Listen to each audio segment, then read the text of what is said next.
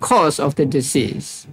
So let us say Buddha was a doctor, a physician, and the world is the patient. So Buddha examined the patient, the world, and then found out that this world had the disease of dukkha or suffering.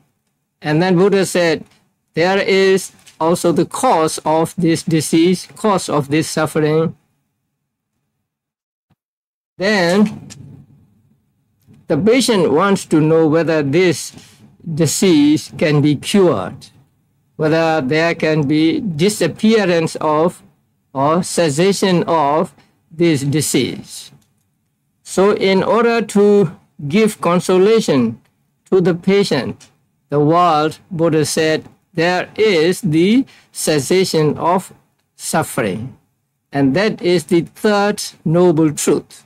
So the third noble truth is the noble truth of the cessation of suffering, the stopping of suffering, or the disappearance of suffering.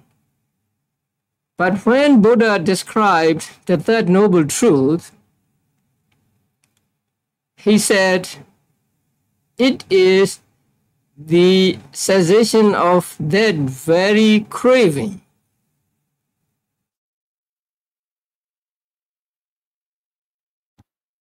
Can you find that passage?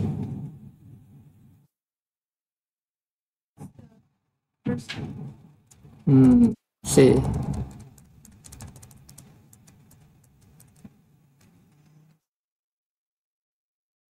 Yesterday's lesson, about the beginning of yesterday's lesson.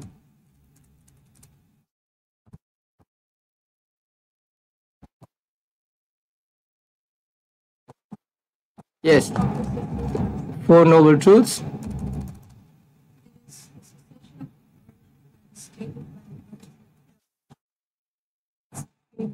Yes. So here, both the equation is cessation of craving equals cessation of dukkha, right? So Buddha described cessation of dukkha as cessation of craving. Buddha did not say disappearance of dukkha is cessation of dukkha, but he said the cessation of craving is the cessation of dukkha. That means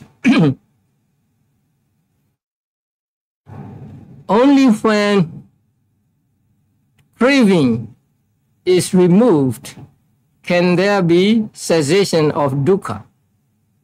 Because we have to deal with the cause if we want to get rid of the effect. So we cannot deal with the effect if we don't want the effect. We must deal with the cause. So Buddha here said the cessation of dukkha is the cessation of craving or tanha. And here our commentator said Buddhas are like lions. So the lions always attack the real enemy or real source of the danger. But the other teachers are like dogs. Now when you throw a stone at the dog will follow the stone and not you, right? You throw a stone at the dog and then he will go after the stone, but not after you. So those that belong to other faiths act like that, because when they practice mortification of the body as a means to eradicate mental defilements, now they are dealing with the effects and not the cause. The cause of suffering is tanha, but they do not do anything about tanha, but they are just afflicting their bodies. No, You know the word mortification? So they inflict suffering on themselves. Say, lying on the spikes, you know the spikes, thorns, lying on the thorns, or standing for a long time, and sitting in the sun, in the middle of four fires and so on. They think that if they do like that, their mental defilements will go dry. But actually that is not true, because they are dealing with the effect and not with the cause. Now Buddha always deal with the cause and not with the effect. So that is why here Buddha said the cessation of suffering is the cessation of that same craving. That same craving means that craving described as producing rebirth and so on.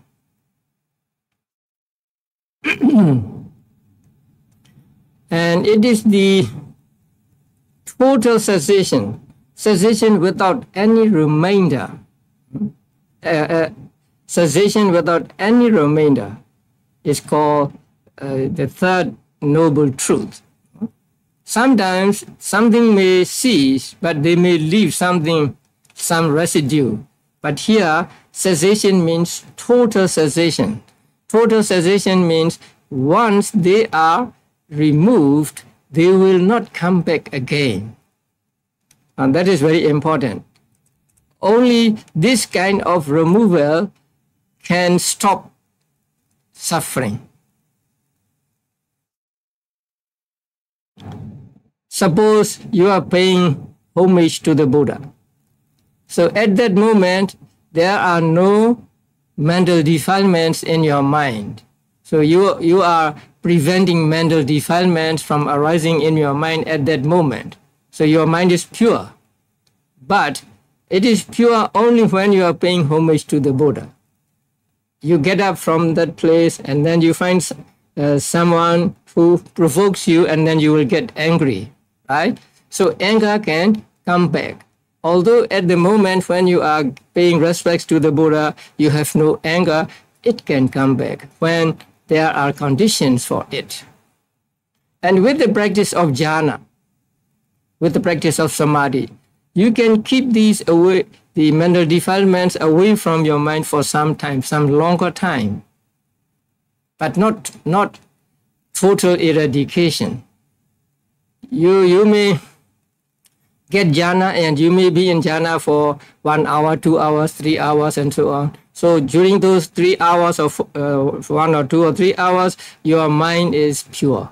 There are no mental defilements.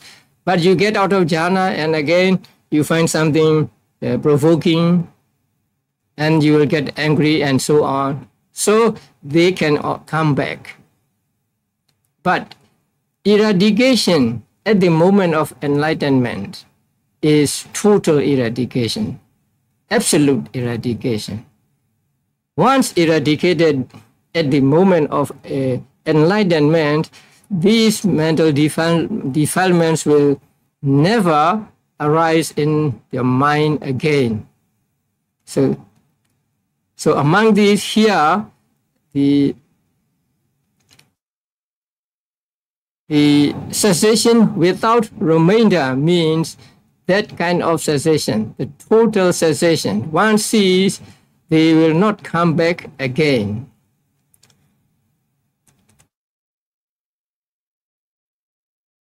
So the third noble truth is cessation of suffering, and cessation of suffering means just nibbana. So the third noble truth is actually nibbana.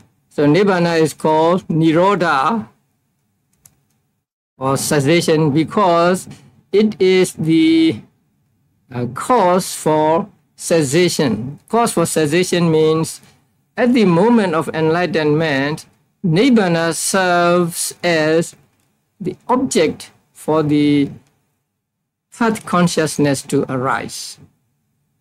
Okay, now let us talk about enlightenment. What is enlightenment? What happens at the moment of enlightenment? Enlightenment comes to a person who practices vipassana meditation. So without vipassana meditation, there can be no enlightenment. Suppose a person is practicing vipassana meditation and he goes through different stages of vipassana knowledge one by one. And when his vipassana meditation becomes mature, then a type of consciousness arises in his mind. That consciousness he has never experienced before. Now we have different types of consciousness. We experience different types of consciousness. Sometimes wholesome consciousness, sometimes unwholesome consciousness. But that consciousness that arises at the moment of enlightenment is a special kind of consciousness, and that consciousness he has never experienced before. So that consciousness is called Magga, M-A-G-G-A. Magga is translated as path. So it is called path consciousness. When that consciousness arises, that consciousness takes Nibbana as object.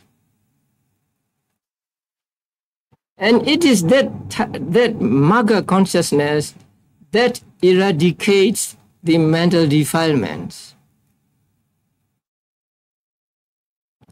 So what we mean by enlightenment is that arising of Magga consciousness and Magga consciousness taking Nibbana as object, and Magga consciousness eradicating mental defilements. That is what we call enlightenment.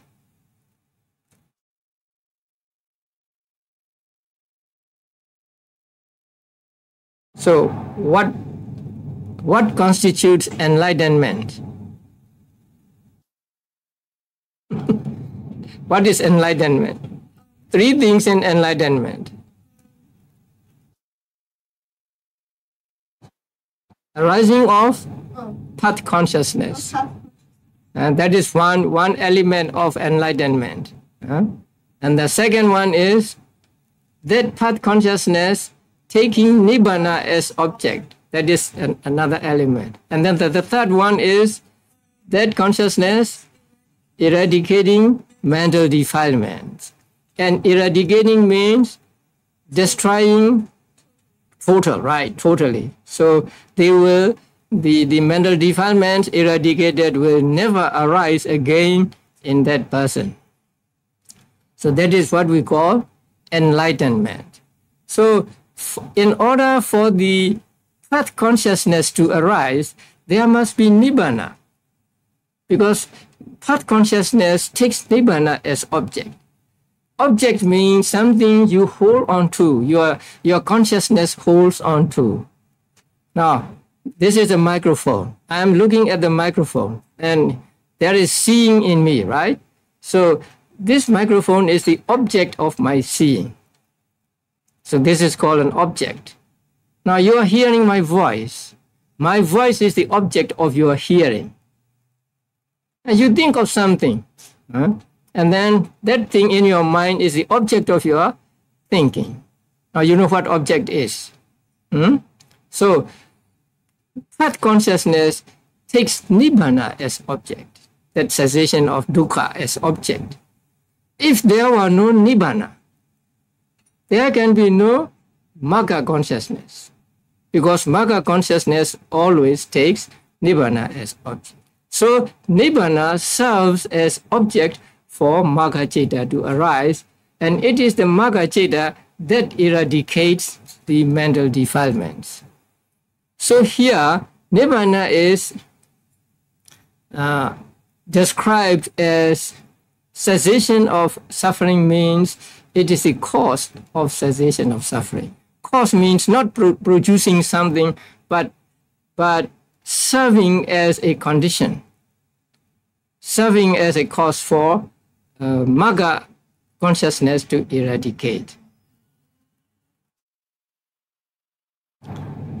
So you understand this? If there were no Nibbana, Magga Chitta, Magga consciousness cannot arise, right? Because Magga consciousness must take Nibbana as object. Since without Nibbana, Magga Chitta cannot arise, there can be no eradication of mental defilements without Nibbana. Although it is not Nibbana that eradicates mental defilements. It is the Magga consciousness that eradicates mental defilements. You understand? Okay.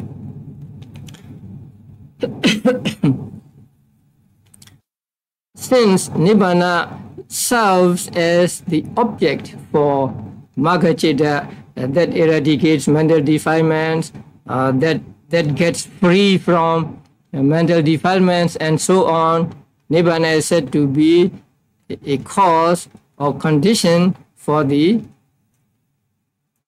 cessation of dukkha. So when we say that the third noble truth is a cessation of dukkha, we mean Nibbana is the third noble truth.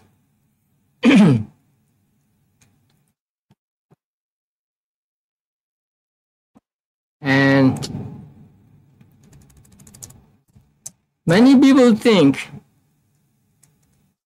that Nibbana is a place to go to.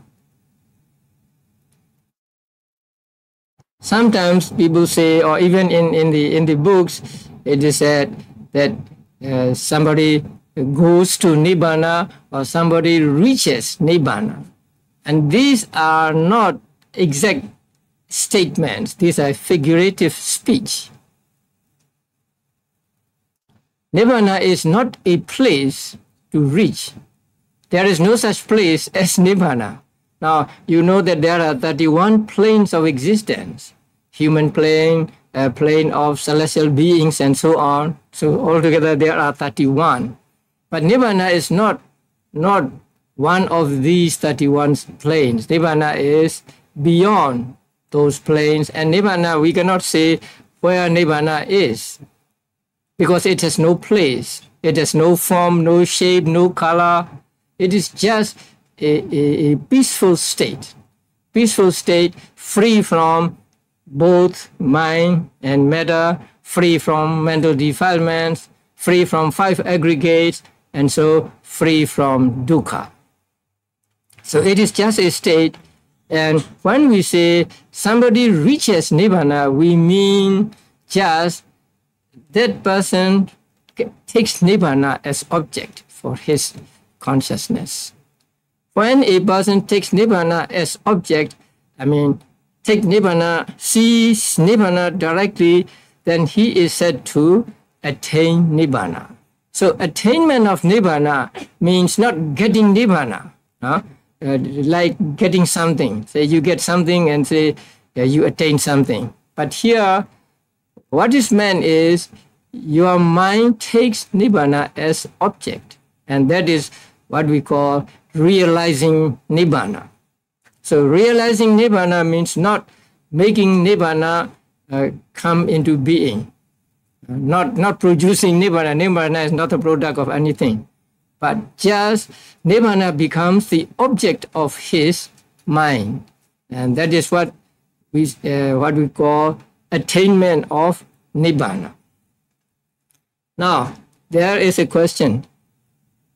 Can we take Nibbana as object?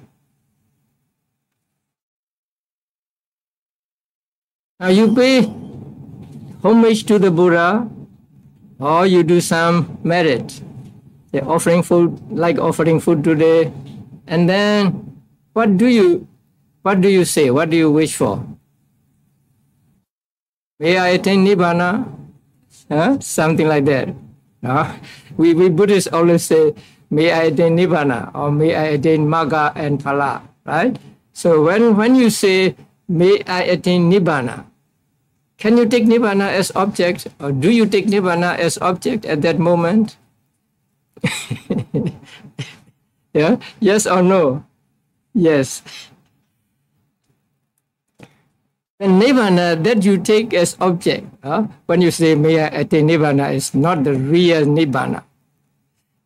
It is a concept, because you have heard that Nibbana is a cessation of suffering, Nibbana is a state to wish for, and so you say, may I attain Nibbana, right? So the Nibbana that you take as object is not the real Nibbana, an imitation of that Nibbana.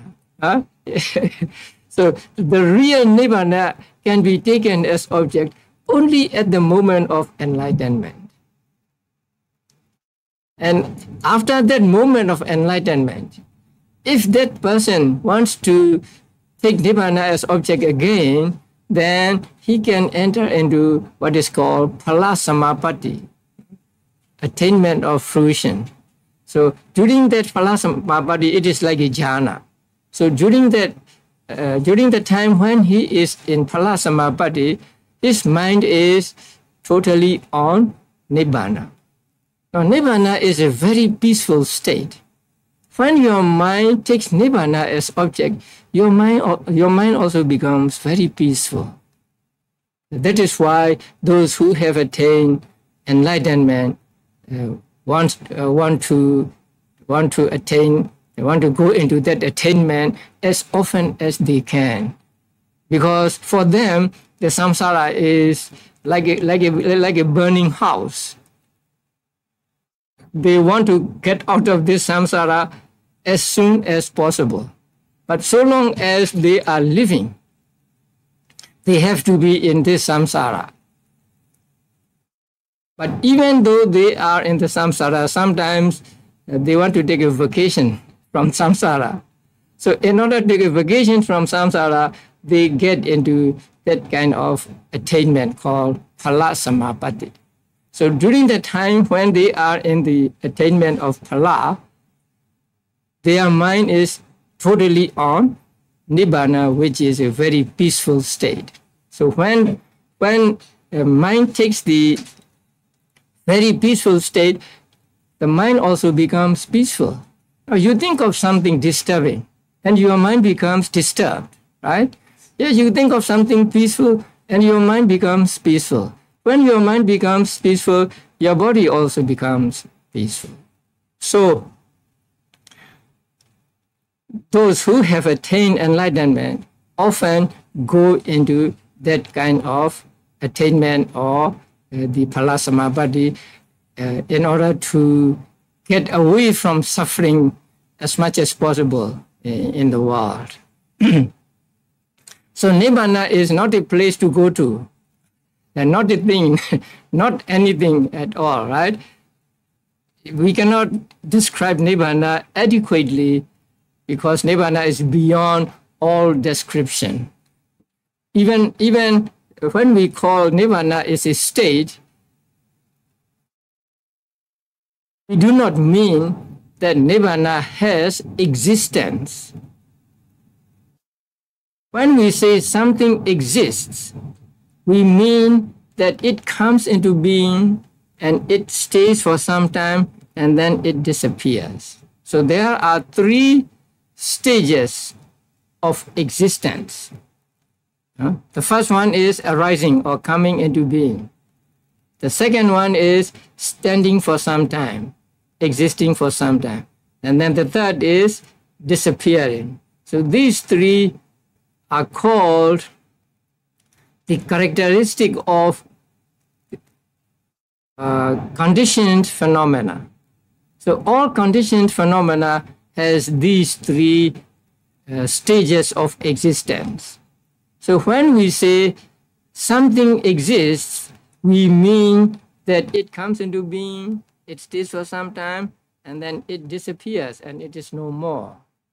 So if we say Nibbana exists, then we might mean that Nibbana has a beginning and then Nibbana has an end. So Nibbana is not permanent.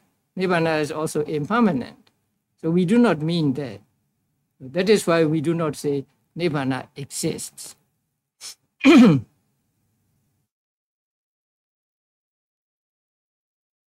So some teachers say Nibbana is, but it does not exist. Nibbana is something there, right? But we do not describe it as existing. But it is not nothingness. You may take an example of health. What is health?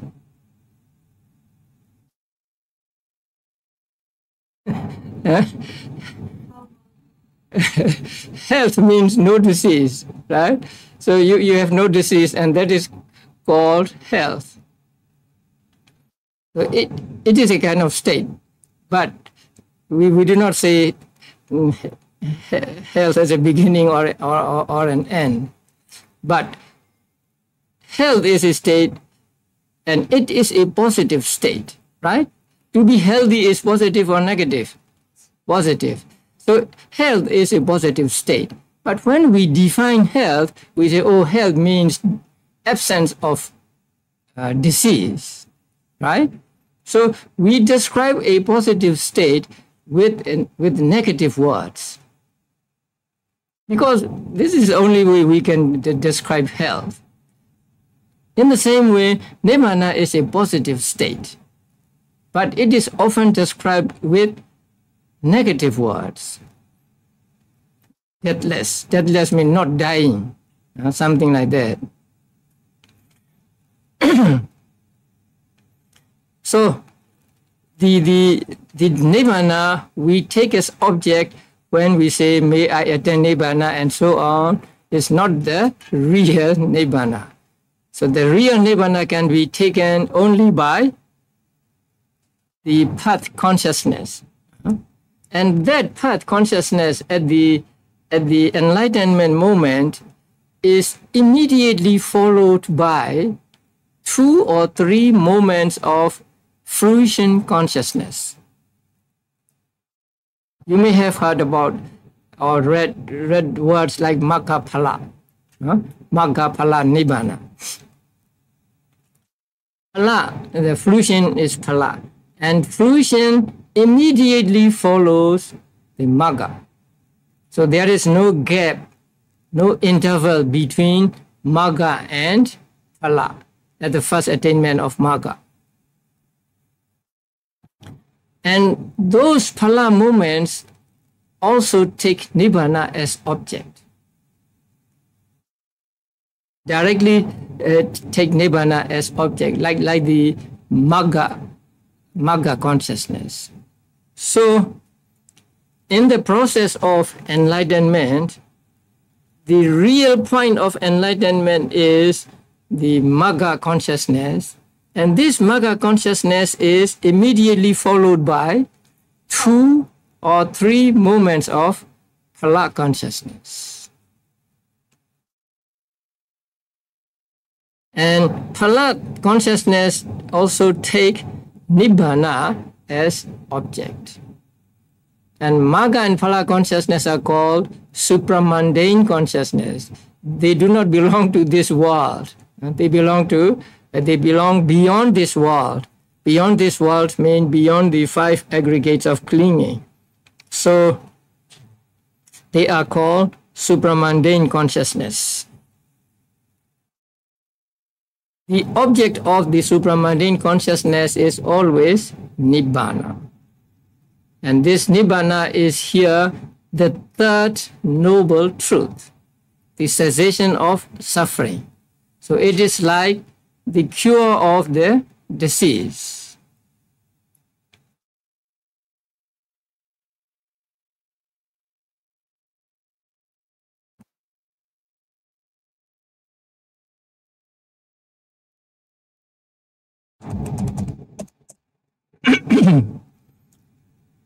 So this is the third noble truth. The 3rd noble truth, which is Nibbana, can be described as of two kinds. One is nibbana, which is evident while the aggregates are remaining. And the other one is the nibbana, which is evident when there are no remainder of aggregates.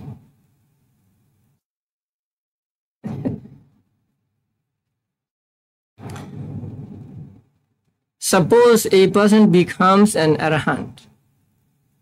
When he becomes an arahant, his mental defilements are all eradicated. So the destruction of mental defilements at the moment when a person becomes an arahant is called one kind of nibbana. It is called a nibbana of mental defilement. I mean, nibbana means, let us just call cessation. Cessation of mental defilements. So, after he becomes an arahant, he has no mental defilements. But he still has this body. He still has other types of consciousness. So these aggregates are remaining with him. So when a person becomes an arahant and before his death, he may experience nibbana again and again and again. So that the nibbana he experiences when he is alive, before he dies, is called one kind of nibbana. Nibbana with the aggregates remaining. And when an arahant dies, he disappears like a flame of a lamp. So when the flame of a lamp goes out, can you say where it goes? No. Can you say it is now here or it is now there? No, it just goes out. In the same way, when an arahant dies, he just disappears. We cannot say he is now here, he is now there. Because the remaining aggregates have all ceased. So at that moment, the nibbana that is evident is called nibbana without the remaining aggregates. So there are two kinds of nibbanas.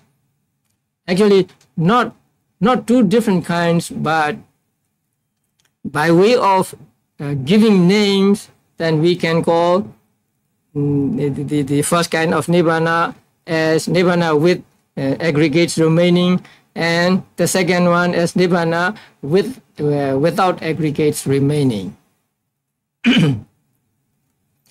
So nibbana with aggregates remaining is experienced by arahants before they die. And nibbana without aggregates remaining becomes evident after the death of the arahant. We do not say that the second nibbana is experienced by arahants after they die, because after they die, they are no more. There can be no experience. Okay, now this is the third noble truth. Now, when we hear the third noble truth, we are encouraged, right? First, Buddha said, oh, it is all dukkha. So it is very depressing. But Buddha also said, oh, there is a cause of dukkha. I have found the cause of dukkha. And this dukkha can be cured. This dukkha can cease. Then we are encouraged. And then what we will ask Buddha? The Buddha is now saying there is dukkha, there is the cause of dukkha, and there is the cessation of dukkha. And we want to get out of this dukkha. So what question will we ask the Buddha? Yeah, how can we stop suffering? How can we achieve cessation of suffering? Or what must we do to get cessation of suffering, right? So if you are a patient and the doctor says you have this disease and there is a cause for the disease. This disease can be cured. What is the next question? What medicine must I take, right? What is your prescription, right? So as a prescription, Buddha gave us the fourth noble truth. And the fourth noble truth has a long name. What is the name of the fourth noble truth? The noble truth of the way leading to cessation of suffering. So the noble truth of the way. So in brief, we call it Magga Satya, Magga truth.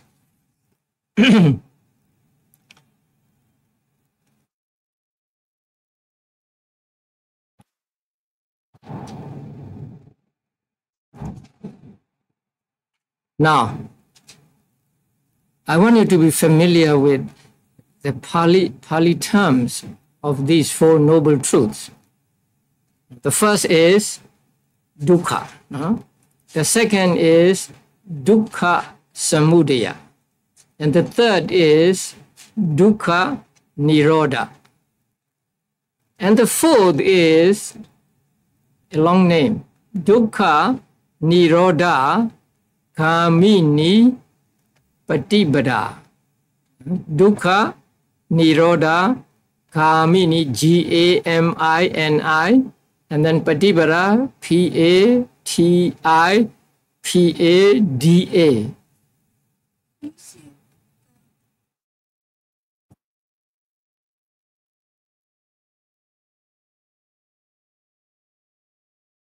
G, dukkha nirodha gamini patibada.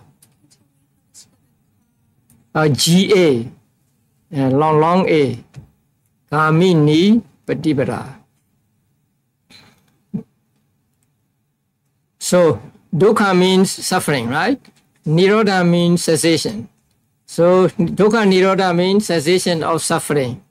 Gamini means going, actually. Going to cessation of suffering. And patibada means practice or way. So the practice that goes to the cessation of suffering. Here also the language is figurative. Actually, it does not go to cessation of suffering. It does not go to nibbana. But it takes nibbana as object. So taking nibbana as object is described here as going. So the word leading to may not be accurate. Leading to the cessation of suffering and going to cessation of suffering. I think going to cessation of suffering is better. That means that goes to the cessation of suffering, that takes cessation of suffering as object.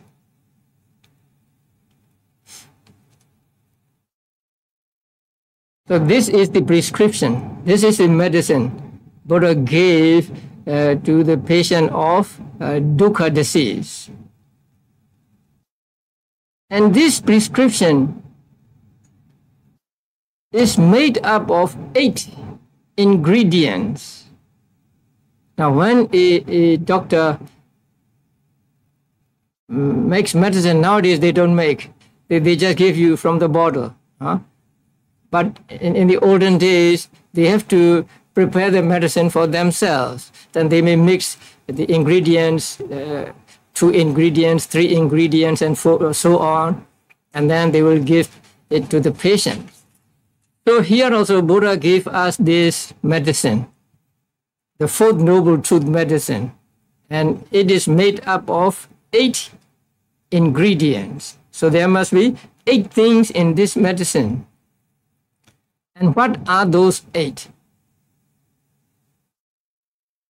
They are called 8 factors of path. Now go to 75.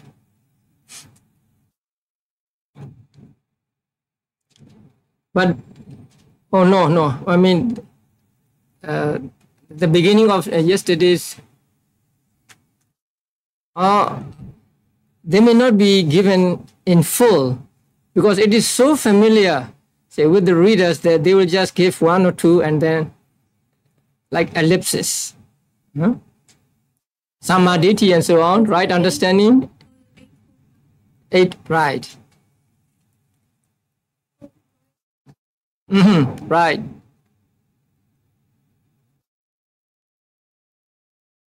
So if you go to 75, you'll find them in detail. 76? 76? No, 76. Right view, that is number 1. Now you can write them down. 1, right view. 2, I think you write the, you don't have the Pali there? No, okay. Then the second one, right thinking or right thought. And number 3, right speech. Number 4,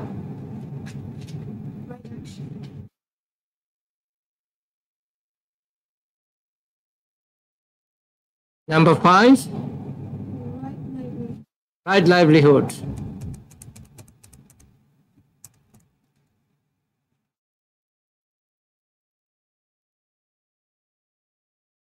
Okay, number 6, right effort.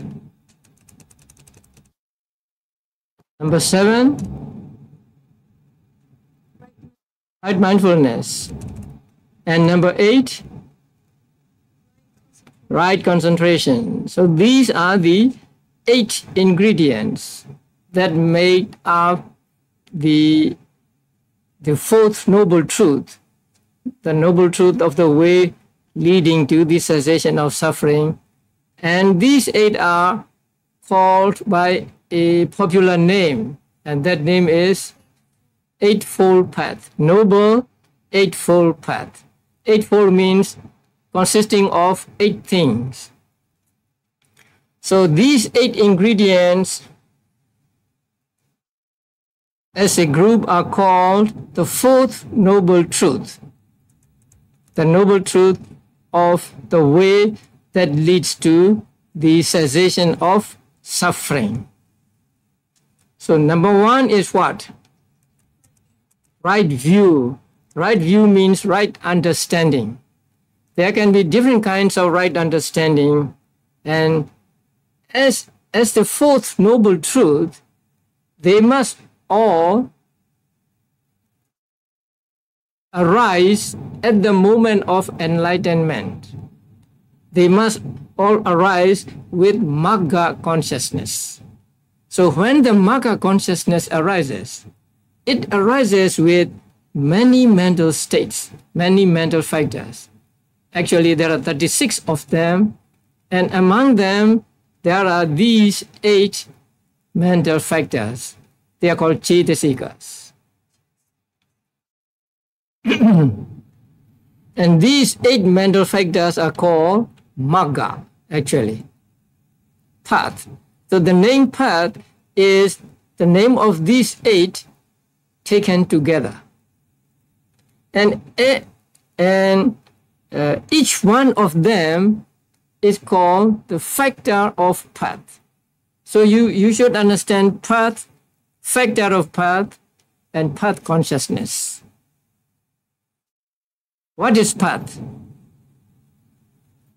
What is path? 8 factors as a whole. No?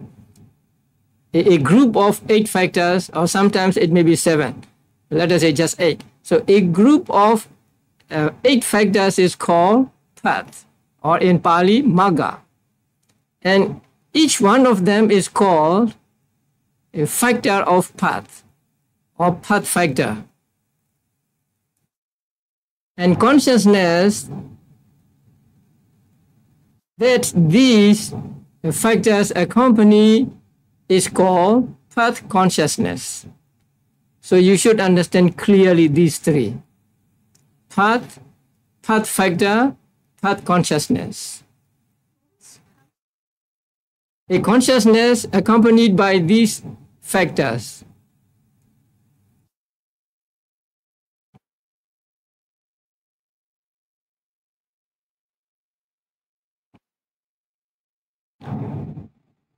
So right view really means knowledge, panya. Right view means right knowledge or right understanding or wisdom, panya. And this panya here eradicates the ignorance. When it eradicates ignorance, it eradicates other mental defilements as well. So if you read 76, you will find that. Can you read 76?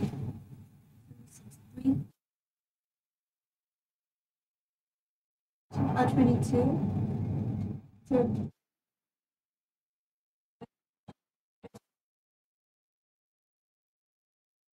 His eye of understanding of Nibbana as its object eliminates the inherent tendency to ignorance, and that is right view. Right. So now you see, right view takes Nibbana as object. It mentions there. And it is wisdom or understanding. So when we say right view, we mean the understanding. Or in Pali, it is panya. And here, since it arises with Magga consciousness, it eradicates all mental defilements. And the ignorance is at the head of these mental defilements. So here, right view means right understanding. That eradicates mental defilements, and that takes Nibbana as object. Now, 77. Is directing of the mind onto Nibbana, which directing is associated with that right view, abolishes wrong thinking, and that is right thinking. Yeah, right thinking here means, again, a mental state that arises at the moment of enlightenment. Since it is right thinking, it abolishes wrong thinking. Wrong thinking means thinking to harm to kill others, to harm others, and so on. And there is one word that is very important. You can read it again.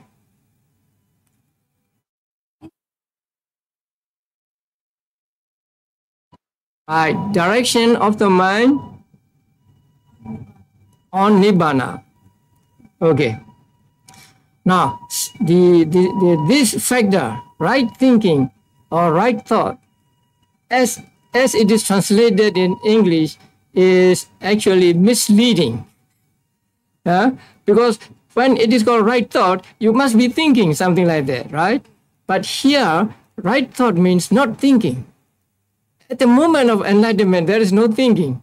No thinking as we ordinarily think. There is the activity of mind, but it is not thinking about this thing or that thing. So the right thought here means a mental factor that directs the mind, or that takes the mind to the object and put it on the object.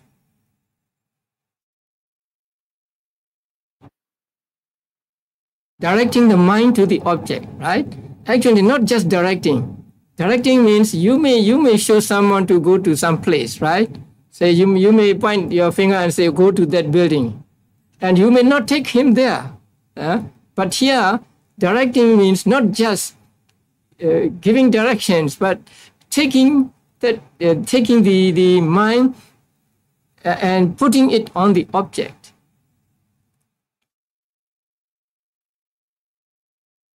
So this mental factor is an important factor. If it does not take the mind and put it on the object, how can mind take the object? Suppose I am visiting this city, right? I don't know where to go. Then somebody takes me and put me in a place where I want to go. Without him, I cannot go there. And I will not experience that place. right? So in the same way, this mental factor takes the mind and put it on the object, here Nibbana. So when mind is put on the object, then mind can experience that object. So that mental factor that takes the mind and put it on the object is what is called right thought here. Not just thinking.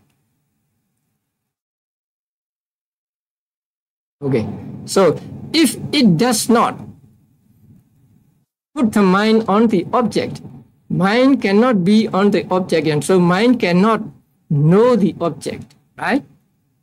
So it is beneficial to right view.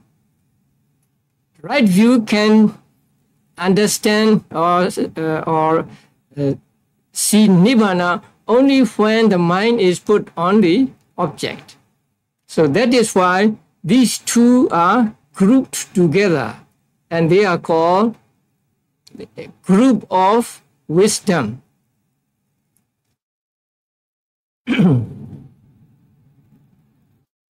The 8 factors will be grouped into 3 later on.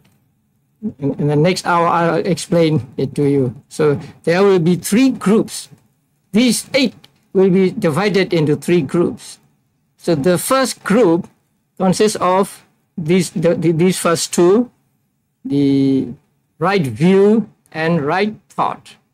And right thought is grouped together with right view as the group of wisdom because it is beneficial to wisdom. That means if it does not take the object and put it on the, if it does not take the consciousness and put it on the object, there can be no understanding, there can be no right view. So these 2 are grouped together as belonging to the group of wisdom.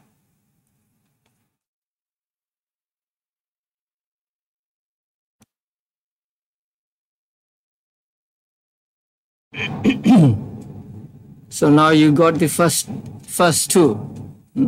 What is number 1? Right view, and number 2, right thinking, right thought. Now number 3 is right speech. And right speech actually means abstention from wrong speech.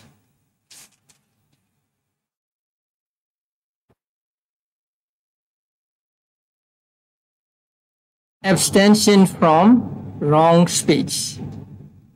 Now when you say, I take the precept of abstention from wrong speech, there is this factor, samma vaca, right speech. So right speech really means abstention from wrong speech. And you know the wrong speech? How many wrong speeches are there?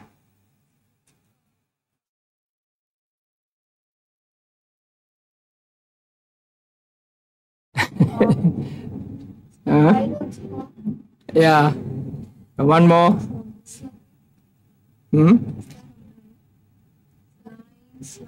Yes.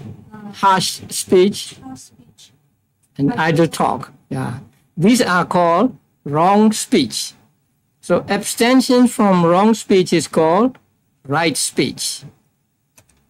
Then the next one. Right action means abstention from wrong action. There are 3 wrong actions mentioned in the books. And what are these 3? Oh, you will not find in the book. Hey. Right. So abstention from these 3 things is called, in Pali, samakamanta, right action. And then the third one, right livelihood. Right livelihood is abstention from wrong livelihood. Now there are some traits that are said to be wrong. like selling weapons, selling poisons, selling liquor, and so on. So they are called wrong livelihood. So abstention from wrong livelihood is called right livelihood. And for monks, right livelihood means acquiring requisites by lawful means. That means monks are not to tell fortune, monks are not to give medicine, to act like doctors and so on, to get donations from people. You know? So they must go out for alms, picking up their bowls and go out for alms and so on. So this the third one, right livelihood, means abstention from wrong livelihood. And also there is one thing you need to understand regarding these three. The first one is abstention from wrong speech. The second one is abstention from wrong action. And the third one is abstention from wrong livelihood. Now there is another meaning to them.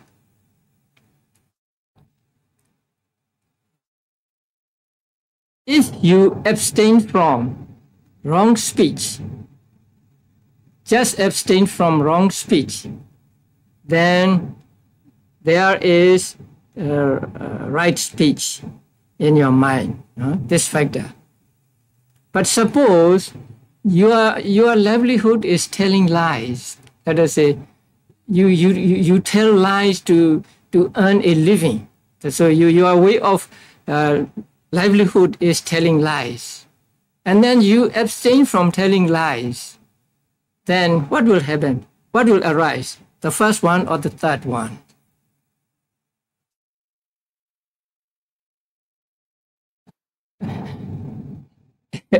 Yeah?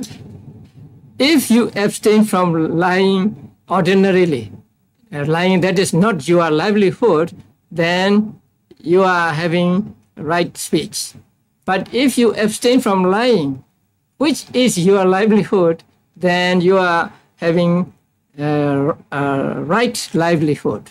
So there is this difference. Suppose a fisherman, right? So his livelihood is killing fish.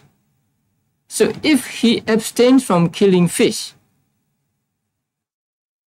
he gets not right action, but right livelihood. Because it is his livelihood, and he abstains from his livelihood, which is, in his case, killing. But sometimes a person goes for fishing for fun, and then somebody tells him that it is not good to do, and then he abstains from killing. Then he gets right action. So right speech and right action are abstentions from the wrong action and wrong speech. That is not one's livelihood. But if these are his livelihood and he abstains from them, then he gets the right livelihood and not the first two. So that is also important. So although the name is right speech, right action, and right livelihood, the real meaning to understand is abstention. That is why they are grouped as Sīla. Sīla group. These three are grouped as Sīla.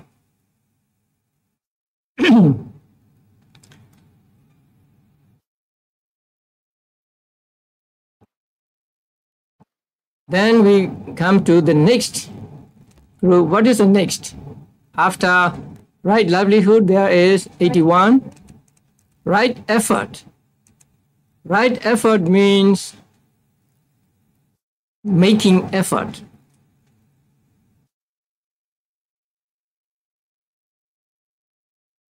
Right effort cuts off laziness. Right? You may find that in 81. Right? 81.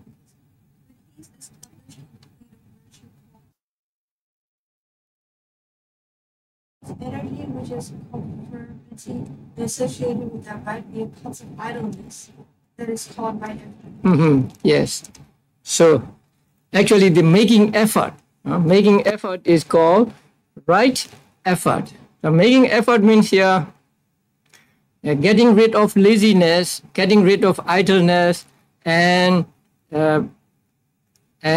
making effort for the abandoning of akusala already arisen, and also for not doing akusala that has not yet arisen, and making effort to do kusala that you have not practiced before, and also making effort for the development of the kusala that you have done. So there are 4 aspects of right effort. 2 regarding akusala and 2 regarding kusala.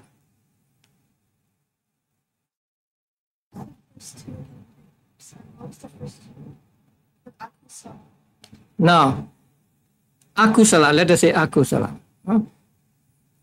You have done some akusala. And then you try to get rid of that akusala that has already arisen in you. So that is one kind of effort. And another effort is to refrain from doing kusala that you have not done before. Let us say all akusala and new akusala, right? To get rid of all akusala, one effort. And not to do new akusala, that is another kind of effort. Similarly with kusala. To do kusala that you have not done before, and to do again and again the kusala you have done before. So trying in that way, making effort in that way is called right effort.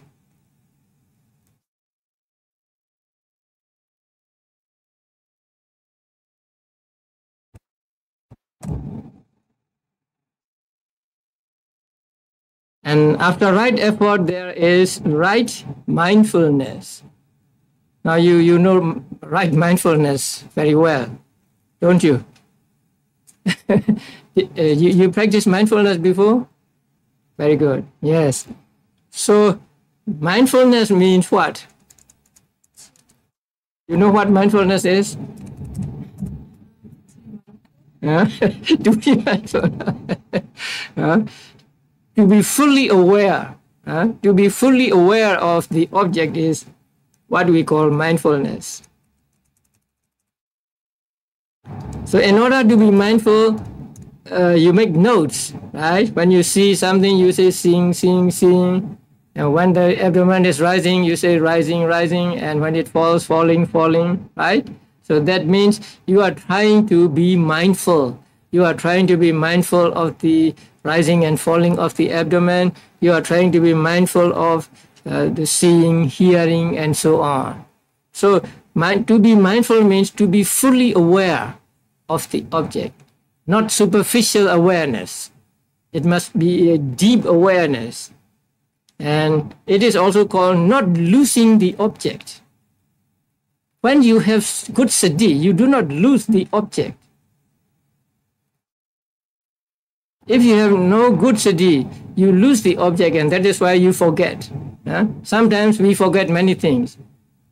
When we forget, that thing is not in our mind. We have lost it, right? So sati is opposite of that. When there is sati, you do not lose the object. The object is with you. So sati is one of the 8 factors. And then the last one is called right concentration. So concentration means mind having one object. Mind not going to different objects, but mind being on one object. So that is what we call right concentration here.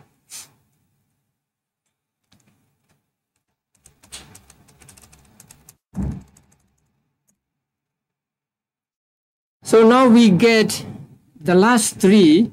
The first one is what?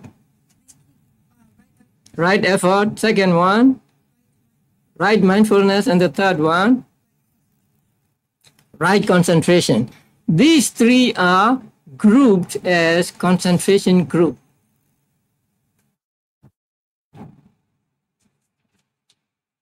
In the beginning, you wrote down the 8 factors.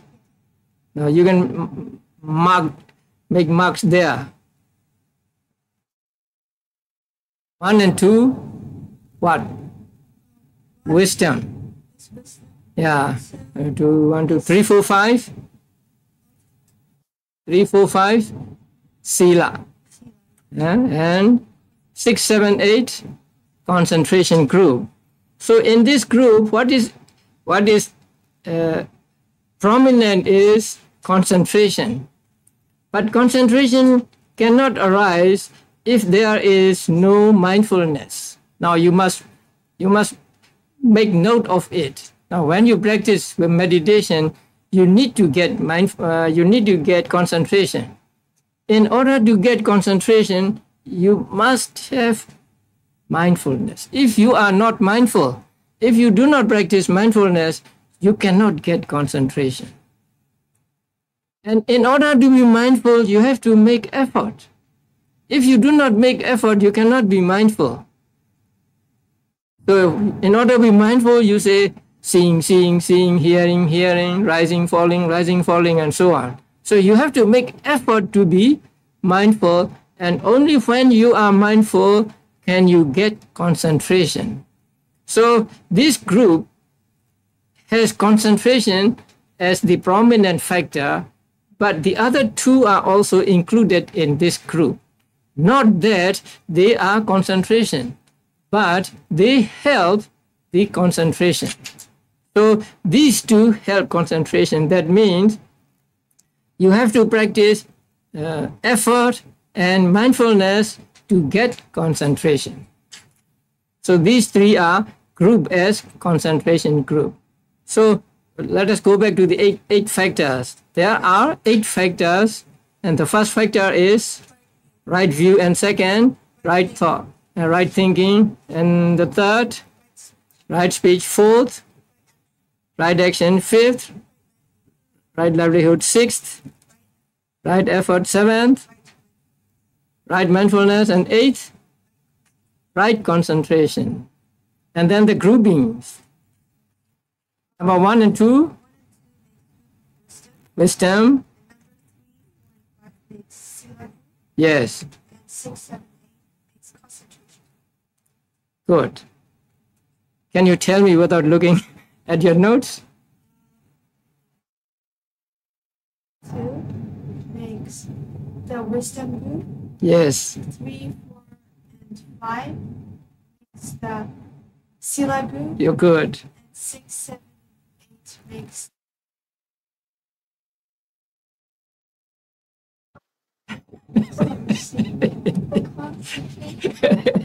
concentration group, right? Okay. Now, although the order given here begins with right view, right? When you practice, you begin with 3, 4, 5. 3, 4, 5, and then 6, 7, 8, and then, 3, 4, 5, and then 6, 7, 8, and then 1, 2, like that. Because you begin with Sila, and then through Sila, and you practice Samadhi, and then you reach Panya. So the order of practice is to begin with right speech and so on. Now that is why when you practice meditation, it is important that your sila is pure. If you do not have purity of sila, you cannot hope to get concentration. Because if your sila is not pure, you have self-blame. So you blame yourself. Oh, my sila is not pure. I have done this wrong thing and that wrong thing and so on. And so thinking about that is called remorse. So that remorseful thinking can interfere with your practice. Now, when you practice meditation, you want to be very, very pure. You want to keep your mind very pure. And it is the time when these thoughts come to you, interfere with your meditation. So you cannot meditate well, and so you cannot get concentration. So it is important that you first practice purity of sila. The middle three, right speech, right action, right livelihood. Now, how do you achieve purity of sila? What must you do to get purity of sila? Huh?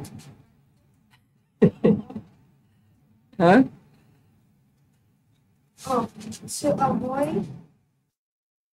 Okay, you take precepts, right? Panadipata, Viramani, Sikkhapadang, Samadhiyami, and so on. So you take the precepts and you keep them, then your moral conduct or sila is pure. So to purify your sila, before you practice meditation, you take precepts. And after taking precepts, you can be sure that your sila is pure. You don't have to worry about impurity of sila in the past. But right at this moment, your sila needs to be really pure. So in order to purify your sila right at this moment, what must you do? Take precepts and keep them. So that is one important thing or preliminary action you have to do before you practice meditation.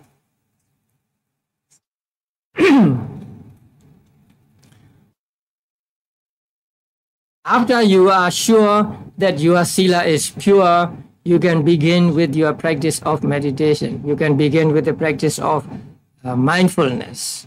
So you make effort and so on.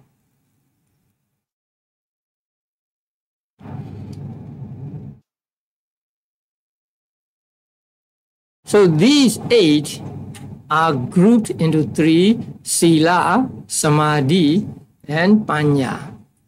Now, why are there 3 steps instead of just 1? Why are there 3? Why are the path to enlightenment described on these 3 steps? Why are there 3 steps? You're not sure. Okay.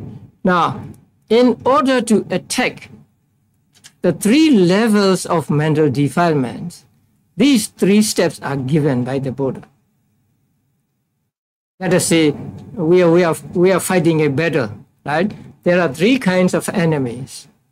So Buddha gave us the weapons that we can attack, that we can kill these 3 kinds of enemies. They are different kinds of enemies. So now we have mental defilements. You have mental defilements, I have mental defilements. There are 3 levels of mental defilements.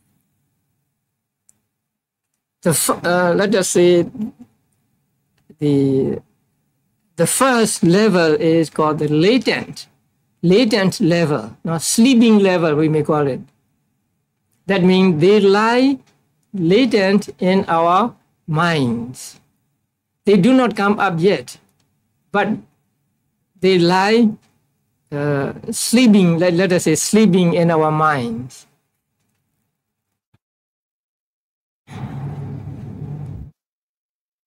That is one level. And the next level is now they come up, they arise in our minds. So arising level.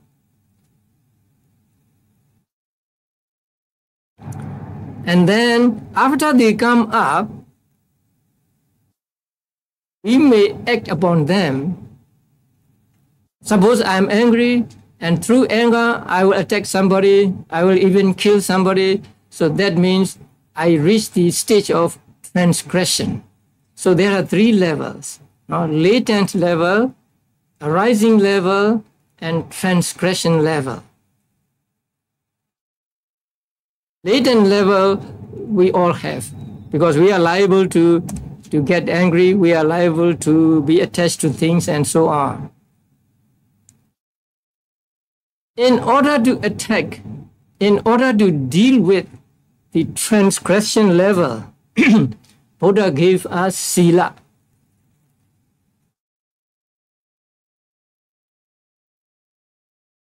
Suppose there is an occasion for you to kill a living being.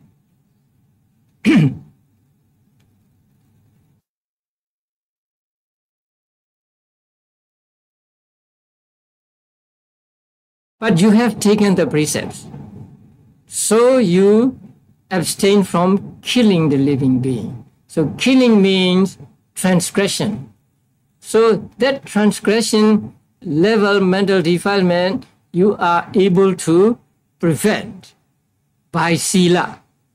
So long as you have taken the precepts and you keep them, you will not come to transgression.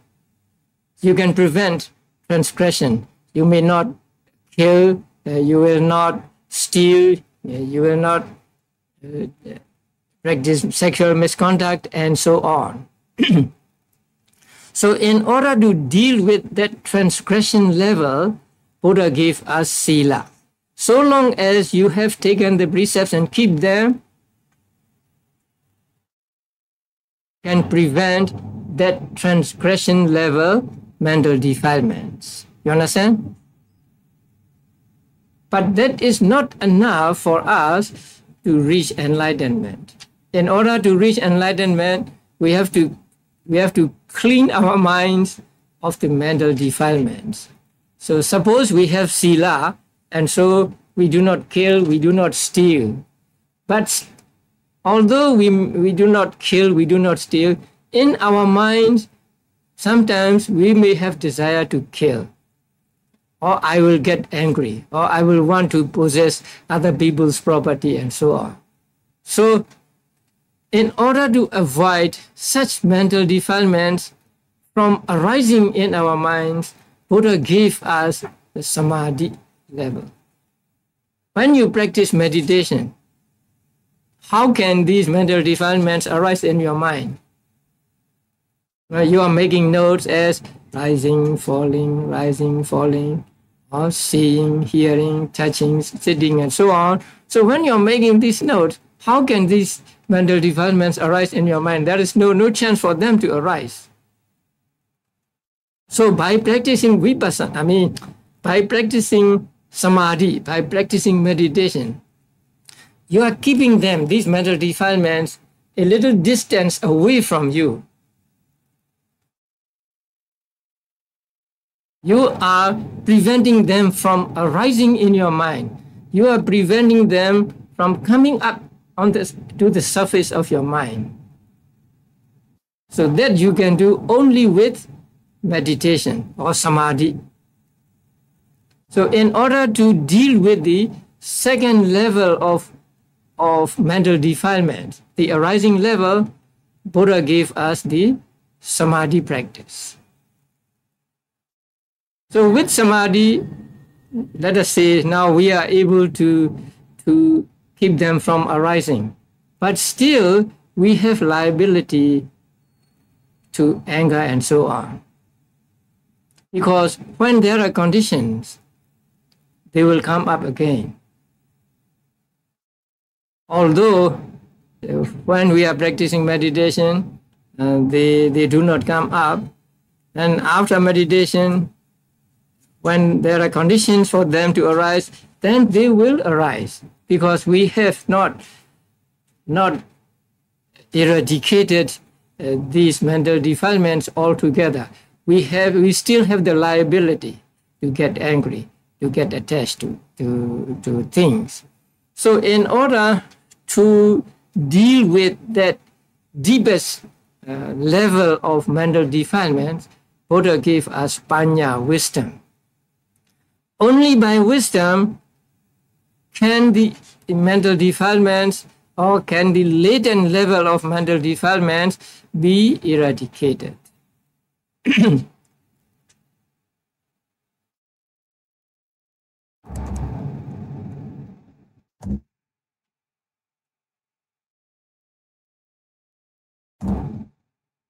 Now you go back to 76.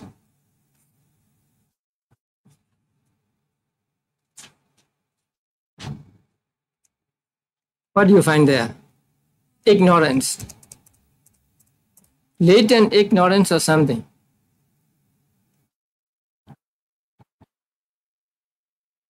The eye of wisdom.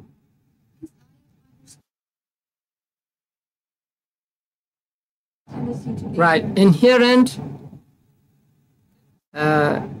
Inherent what? Yeah. So that inherent tendency means that deepest level.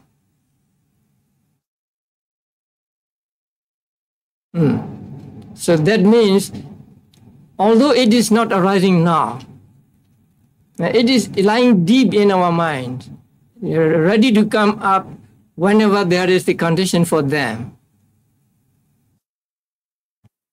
It is like fire in the box of matches. Now, there is actually no fire in the box of matches, right?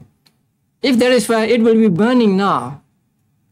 But it has the potential to burn. And then you strike the stick there, and then there is fire, right?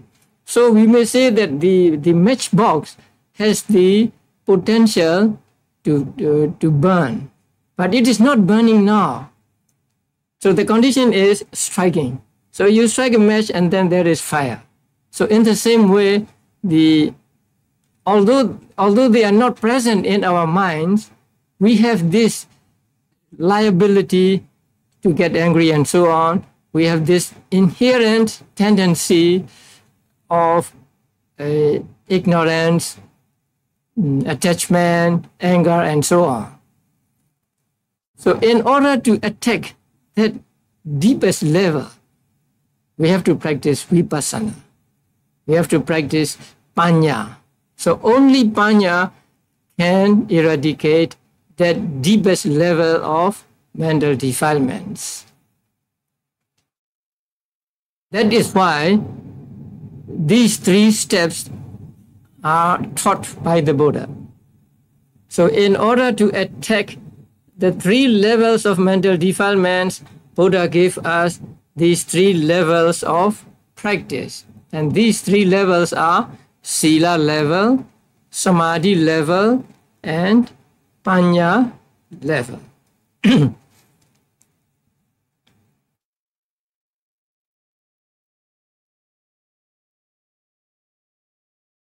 Now, the 8 factors mentioned here, 8 factors mentioned as the 4th noble truth, arise at the moment of Magga consciousness. That means at the moment of enlightenment. But what about moments before enlightenment? Now we all want to get enlightenment and we practice. So when we are practicing, what about these 8? Are we practicing these 8 factors or not? Here, right, in this explanation, these 8 factors are called the 4th noble truth, and these 8 factors are those that arise with Magga consciousness. Magga consciousness is actually a fruit of vipassana meditation, although it is not called a resultant consciousness, it is actually the fruit of vipassana meditation. So these 8 factors here are the fruit. But how, in order to get that fruit, we must do something, right? In order to get the fruit, you must grow a tree and so on. So when we are practicing vipassana meditation, are we following the 4th noble truth? Are we following the noble eightfold path or not? No, I am not asking whether you try to or not. No? Are you practicing the noble eightfold path when you are practicing vipassana meditation?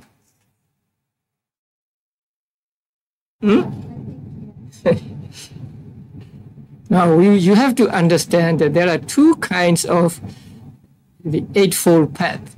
The real eightfold path at the moment of enlightenment and preliminary eightfold path preceding the real eightfold path. So two kinds of eightfold path. The real eightfold path that arises at the moment of enlightenment or magga. And then the preliminary eightfold path that leads to the magga consciousness, and that leads to the moment of enlightenment.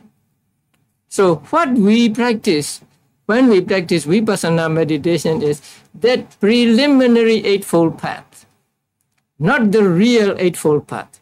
Actually, the real eightfold path is the outcome or the fruit of the preliminary eightfold path. Now you must understand this clearly.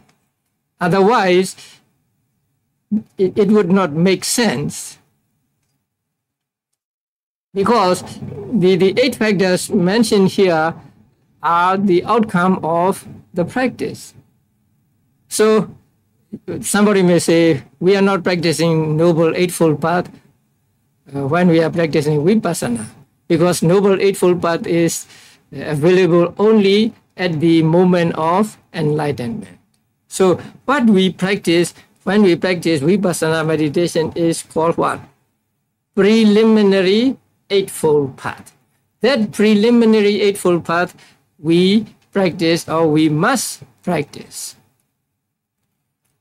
Now, when you practice vipassana meditation, can you see these factors working?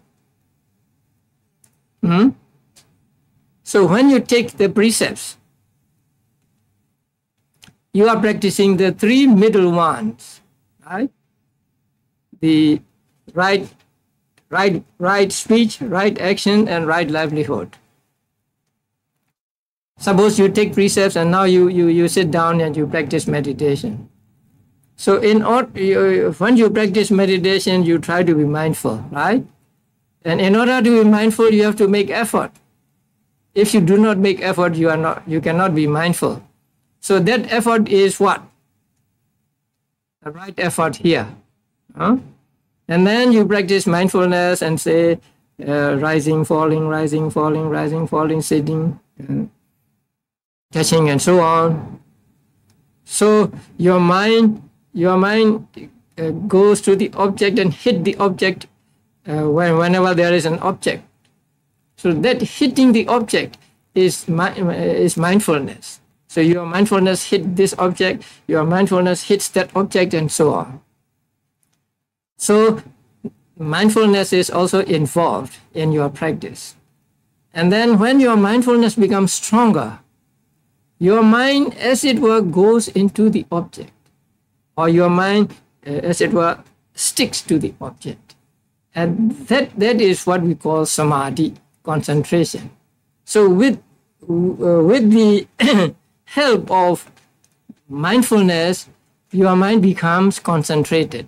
Your mind can stay on one object only. And when your mind becomes concentrated, you begin to see things clearly. Now, our mind ordinarily is like a muddy water. So you put muddy water in the glass and you cannot see what is in the water because it is muddy. Then you put it there and then the particles of mud settle down and then it becomes clear. So when it becomes clear, you see what are there, right? So in the same way, there are what are called mental hindrances in our minds: sensual desire, ill will, sleepiness, worry, anxiety, doubt, and so on. So long as these mental hindrances are in our minds, we cannot see things clearly. By the practice of right effort, right mindfulness, and right concentration, these mental hindrances are subdued or they settle down. So when they are subdued, mind becomes clear. So when mind becomes clear, you see things clearly. Now you see objects very clearly, very vividly, as though you are seeing the real thing with your eyes open. And when you see things clearly, you also see what they are, what this thing is. If you do not see a thing clearly, you do not know what this is. But now you see it clearly, and so you see this, what it is, and also you see the details of this object also. And then you also see that this object just arises and disappears. It does not last for a long time. So whatever object you take, first you see it clearly, because now your mind is free from mental hindrances. You see it clearly, and then you see what it is. And you also see that it arises and disappears. So when you see that object arise and disappear, you know this is impermanent. When you know this is impermanent, you know that this is dukkha, because whatever is impermanent is dukkha, according to the Buddha. And this dukkha, you cannot turn into sukha or happiness. It comes and goes by itself, and so there is no control over it, and so you see the anatta nature of things through vipassana. So when you practice vipassana, these factors are working actively in your mind. Right effort, right mindfulness, right concentration, and right understanding.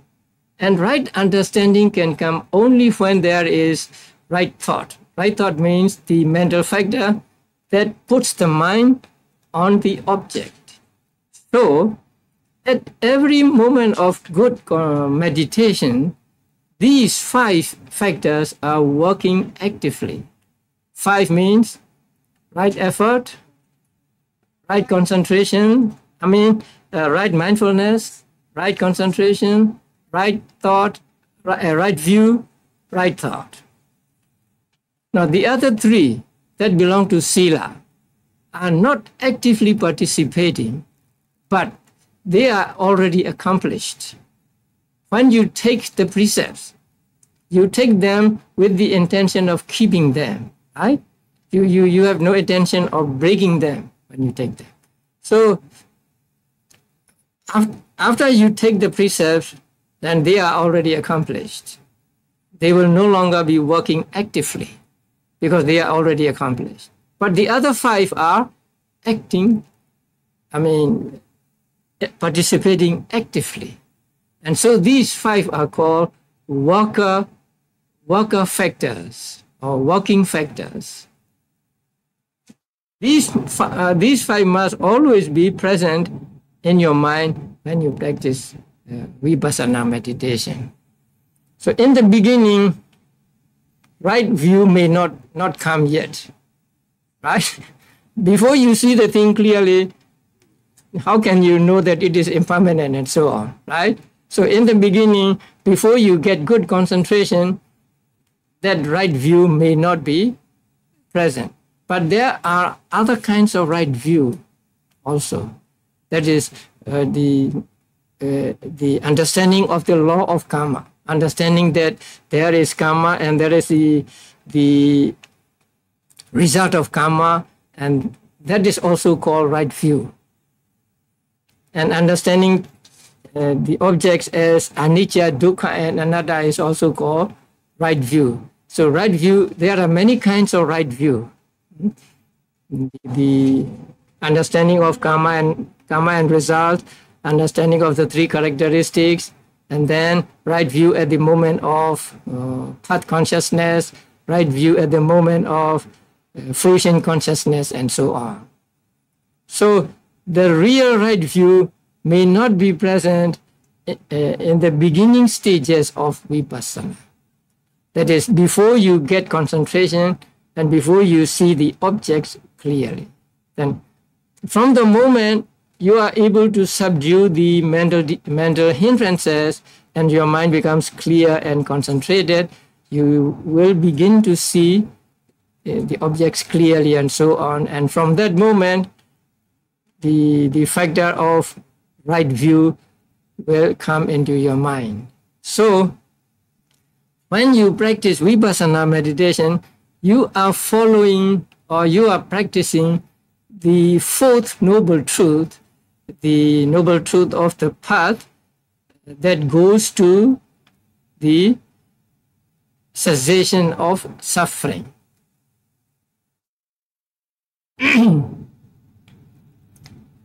So what one must do in order to follow the fourth noble truth? Yeah. So in order to follow the Eightfold Path, what must you do?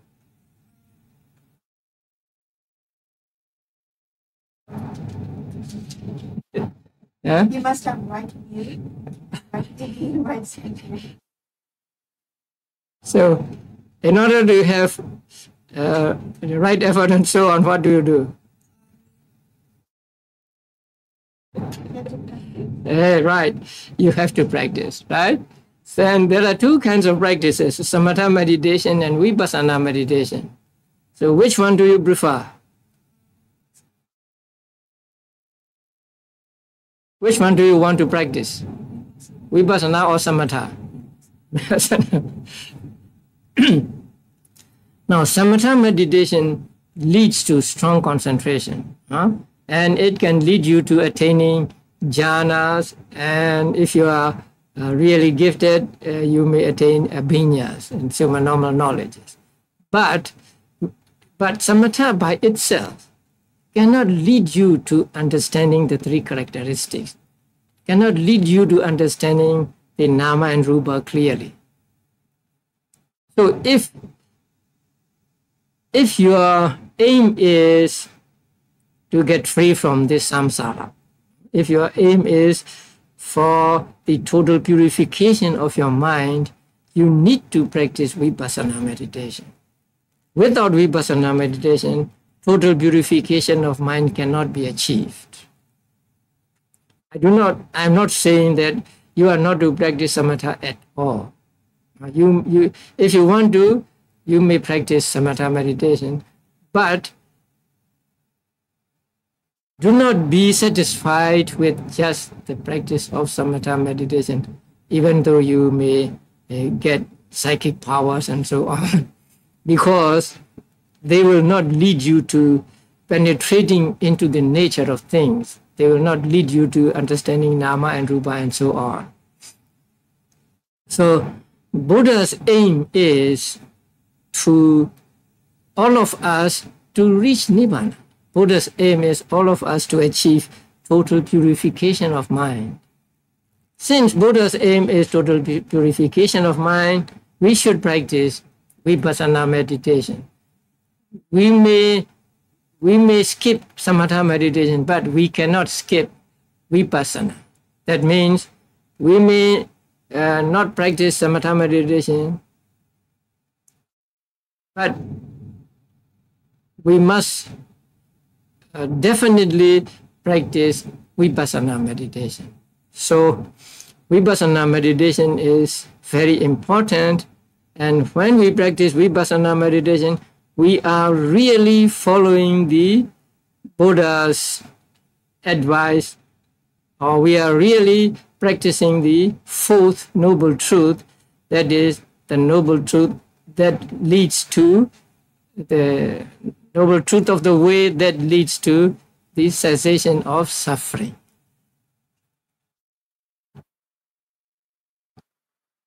In the Satipatthana Sutta, Buddha said, this is the only way. This is the only way for the purification of beings. This is the only way means this middle way, this noble eightfold path, or this practice of mindfulness. So this is the most important practice for us. And so long as we practice mindfulness meditation, we are prolonging the Buddha Sasana. We are extending the life of Buddha Sasana. Once Buddha was asked, after his death, what will cause his sasana to endure long, and what will cause his sasana to endure for a short time? And the Buddha said, so long as there are people who practice mindfulness meditation, the sasana will be prolonged. So by practicing vipassana meditation, by practicing mindfulness meditation, we are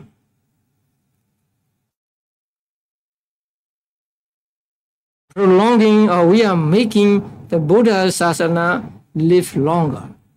At the same time, we are trying to get rid of mental defilements. So we are doing a good service to the Buddha's dispensation when we practice vipassana meditation.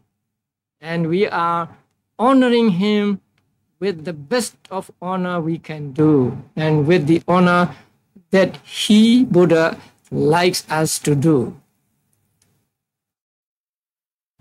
Buddha said, honoring him with 4 requisites is not as good as honoring him with practicing his teachings.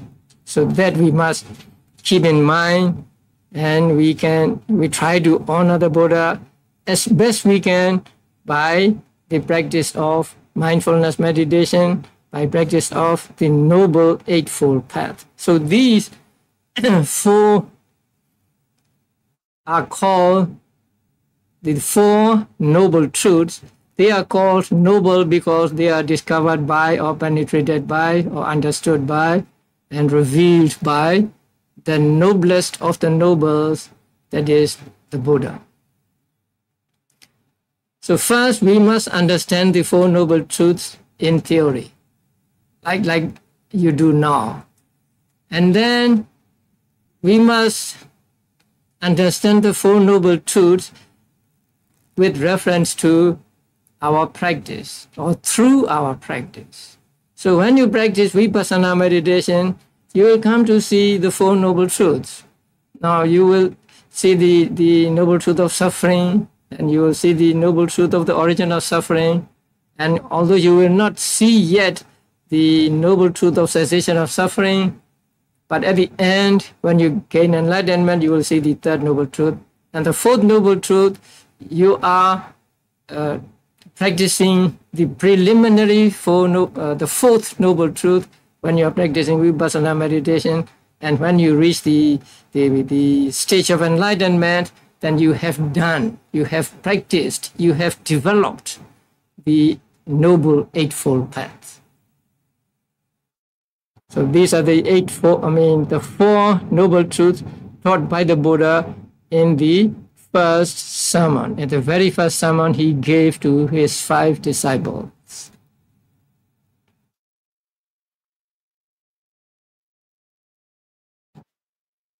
We will have a break.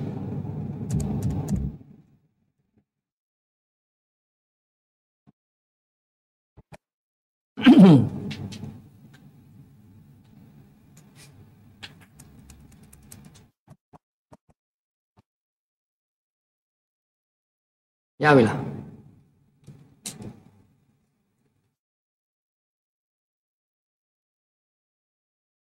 All right. Now, when Buddha taught Four Noble Truths, it took him about a few minutes. But now, we have been studying the Four Noble Truths for how many hours? 3, 4, 5 hours. Huh? Yeah. Actually, Buddha must have explained in detail. Then is recorded now in the first sermon. So I think only the gist of what Buddha taught was recorded in the first sermon, because they might have asked Buddha questions and Buddha must have explained to them and how to practice and so on. So the doctrine of, or the teachings of the Four Noble Truths is very important in Buddhism, and it is said that whatever Buddha taught can be included in the Four Noble Truths. Because now the first Noble Truth comprises almost everything in the world except just Tanha, right?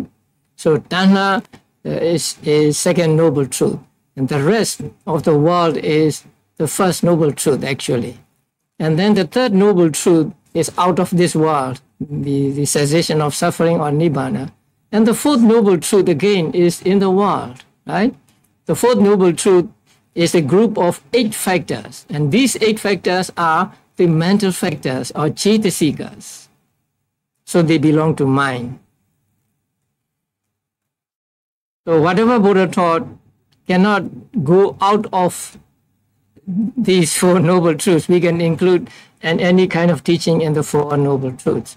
And so the understanding of the Four Noble Truths is very important. And not just understanding theoretically, but understanding experientially. So we must try to experience the Four Noble Truths so that we really achieve the total purification of mind. So what is important is total purification of mind. Now, many people said they want to attain Nibbana, right? So, and then they think that Nibbana can be attained in the next life. Is that true? Yeah? Now, many people, when they pay homage to the Buddha, when they do some meritorious deeds, say, may we attain Nibbana. And they mean, may we attain Nibbana in the next life after death.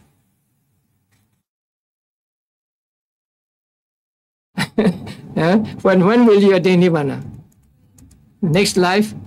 Or in this life?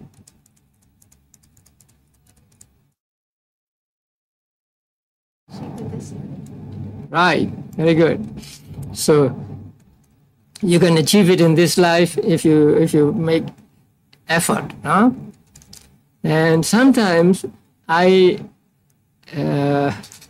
say to people that don't worry about Nibbana. Don't worry about attaining or not attaining Nibbana. But you should aim at the purification of mind. Once you achieve the purification of mind, you attain Nibbana. But Nibbana is a faraway thing and it is difficult to understand. But purification of mind, you can relate to yourself, right? Now, you think of your mind and you know your mind has the mental defilements. Now, think of a time when your mind will be totally free from mental defilements. How happy you will be at that time. Happy means peacefully happy, not like happy enjoying sensual pleasures, but peacefulness. How peaceful you will be, how happy you will be when your mind is totally pure. When your mind is totally pure, then whatever object you experience, you come across, you will not be affected by those objects. Even though it is very attractive, you will not be attracted to that object. Even though it is very frightening, you will not be afraid of that object. If it is, even though if it is very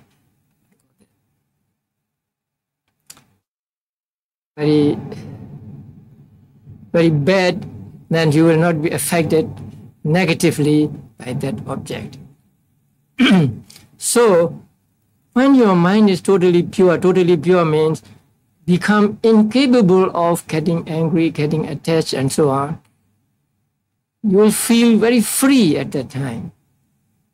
Sometimes you want something very much, and that means you become a slave of that thing, right? You want this thing, or you are attached to a thing, to do this thing, and you are under the influence of that thing. Or if you are, if you have too much love for a person also, you are under the influence of that person. Once you can make your mind free from those attachments and so on, you become free. And that freedom from attachment and so on is the aim, is the thing we should aim at when we practice meditation, or whatever we do. We should aim at achieving that total purification of mind. So once our mind becomes totally pure, we will be the happiest persons in the world. No worry, no anxiety, no depression, always peaceful. So we should aim at the total purification of mind when we practice vipassana. And you remember the Buddha saying at the beginning of the Satipatthana Sutta, this is the only way for the purification of beings, Buddha said, right? For the purification of being means for the purification of minds of beings. Buddha did not put Nibbana at the beginning, right? Only later Buddha said for the attainment of Nibbana. But the first thing Buddha said was for the total purification of mind. So that is the thing we should aim at. If we had paramis in the past, accumulated in the past, then we will be able to achieve total purification in this life. If we cannot, at least we will be able to achieve partial purification. So, to the extent that our mind is pure, we will experience peacefulness or happiness. So, it is for that purpose that we should practice meditation, and also we should aim at achieving the total purification of mind whenever we do some meritorious deeds. So the understanding of the Four Noble Truths is really important, and I'm glad that you are interested in the Four Noble Truths and you want to understand. And I have tried my best to make you understand the Four Noble Truths. But you can read Visuddhimagga if you want to know more about the Four Noble Truths. And I let you bring the book and read the book deliberately, because I can teach without referring to the book, but I want you to be able to find what you want in the book. Once you have gone through at least like this, then later when you pick up the book, then you can read and understand. So do not be satisfied with just what I taught to you. So try to learn more about the Four Noble Truths and others from the books like Visuddhimagga and other books. The more you know, and the better you'll be able to understand and practice. Now, you asked me to talk about Sila also. You remember that?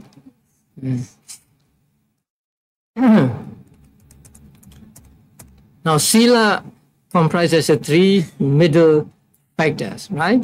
And I told you that Sila is the abstention from the wrongdoing by bodily actions and speech. Now, sila is the control of bodily actions and speech, and not necessarily of mind. First, you must understand this. The nature of sila is to control your bodily actions and verbal actions. That means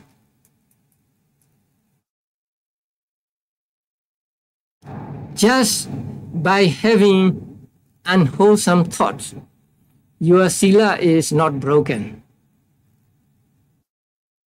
There are some people who say, even if you kill a living being in your mind, you are breaking the precept. But that is not true. Because sila concerns with bodily action and verbal action. Only when you kill a being yourself, or you ask another person to kill that living being, do you break that precept. You may have desire, or you may want to kill a living being, but so long as you do not kill it, so long as you do not have another person kill it, you are not breaking the rule. You are not breaking the precept, although your sila may be not ideally pure, because your mind is now contaminated with hate. But although there is hate in your mind, although you have you want to kill a living being, so long as you do not do it bodily or by asking other people, your sila is still intact. You are not you have not broken that precept. So that you must understand. And so only the abstention from bodily wrong bodily actions and wrong verbal actions can be sila.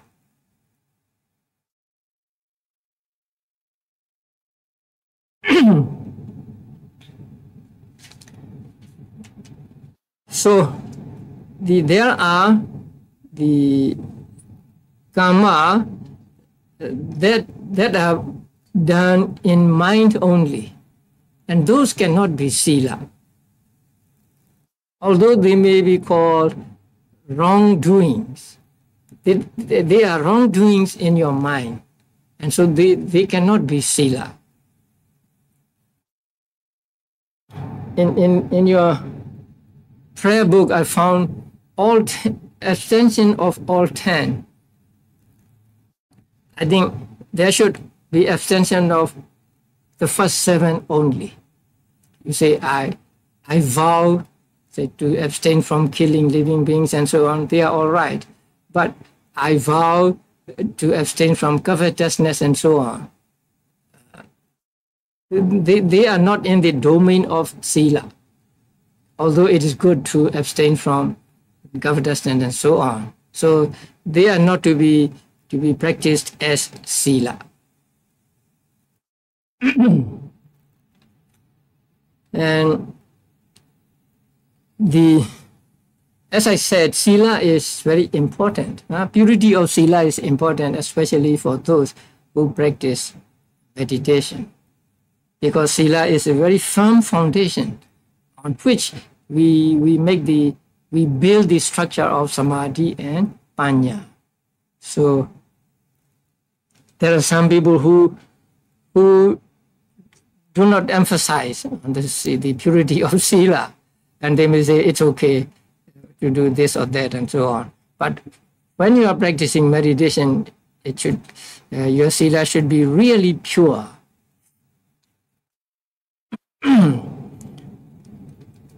Once a person has taken the refuge, he or she becomes a disciple of the Buddha. So in modern terms, we may say he or she becomes a Buddhist.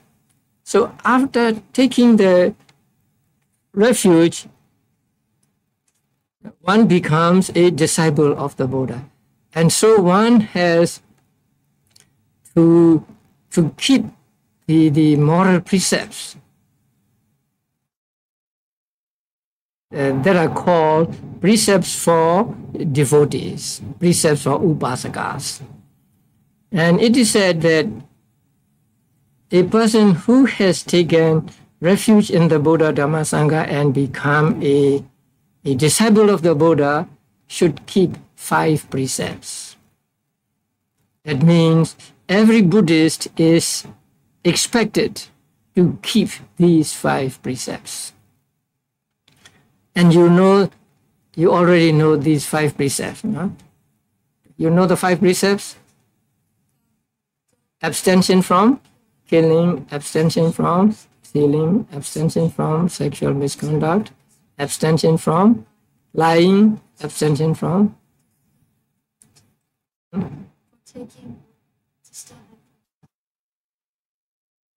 taking intoxicants, drugs, and so on. So these are the five precepts all Buddhists are expected to keep. And as I said before, only when you, no, the first one, killing, only when you kill is this precept broken. Only when you tell a lie is this precept broken, and so on. Just by thinking in your mind, it does not constitute breaking of this sila, although your sila may be not very pure, right? So, and these 5 precepts are not like commandments in Christianity. They are not the commands of Buddha. Buddha taught these based on comparing oneself with others. Once, Buddha went to a place, and Brahmins and many people from that place went to the Buddha. And then they said, Bhante, we are lay people. Now we enjoy, say, pleasures, and we enjoy good food. We use the best of the perfumes and so on. We use the best clothes. So we are lay people, and we have families, we have children. And please teach us something so that while being laymen like this, we can gain happiness. And Buddha taught them 7. Buddha taught them 7 precepts. Buddha said,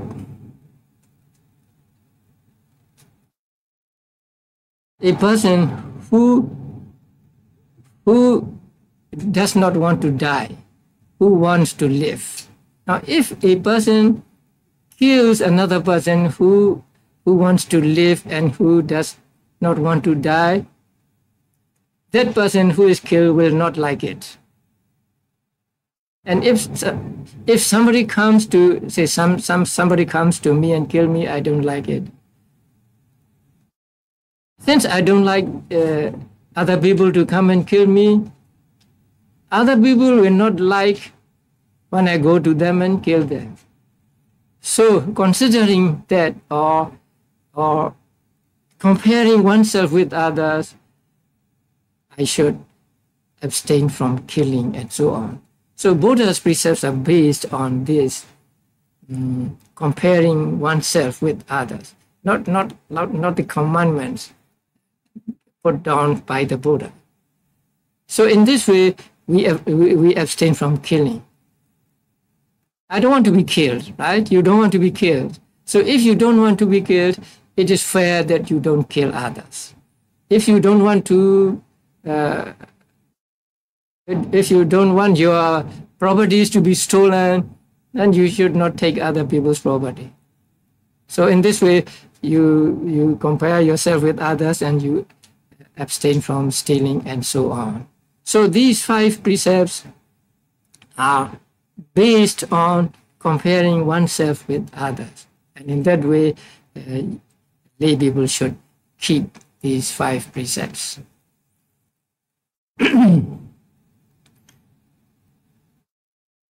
And there are some conditions where one really knows whether a precept is broken or not. For example, killing. Right? So in order to break the precept, then one must know that this is a living being. First, it must be a living being. And then you know that it is a living being. And then you have the intention to kill. And then you make the effort. And the being is killed. So only when these 5 conditions are fulfilled does that rule is broken and you come to, you commit the offense of killing and something like that. So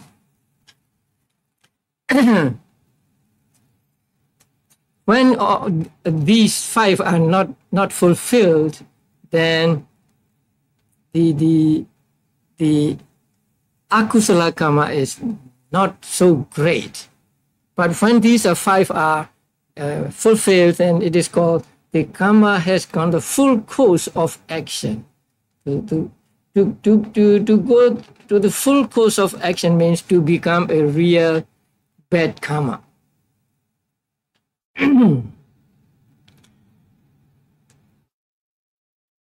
So for a Buddhist, it is important that he or she keep these 5 precepts as long as he or she lives. There is a saying in Burmese, you should keep the 5 precepts as you keep your clothes. So we all Buddhists must try to keep these precepts. But sometimes one may be broken. So when you know it is broken, then you take the precepts again. So in that way, you amend the broken precepts.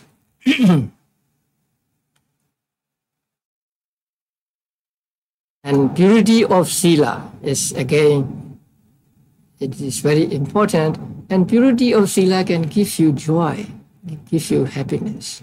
When your sila is pure, you don't blame yourself.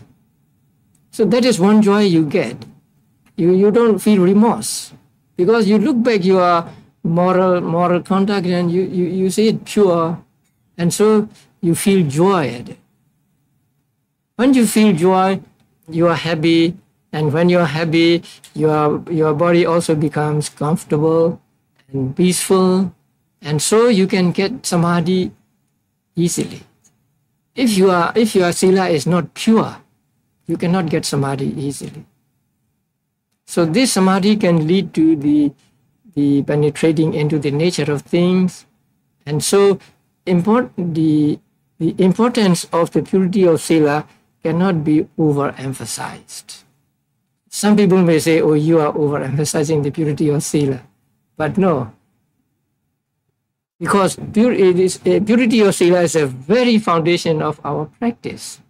And so it should be kept pure as we keep our clothes always. Now there are some people, they want to change here and there, and then they would say, I abstain from killing living beings as much as I can, something like that.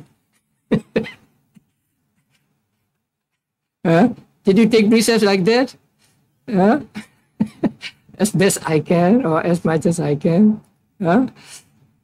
I tell those people, if you take like that, this is not sila.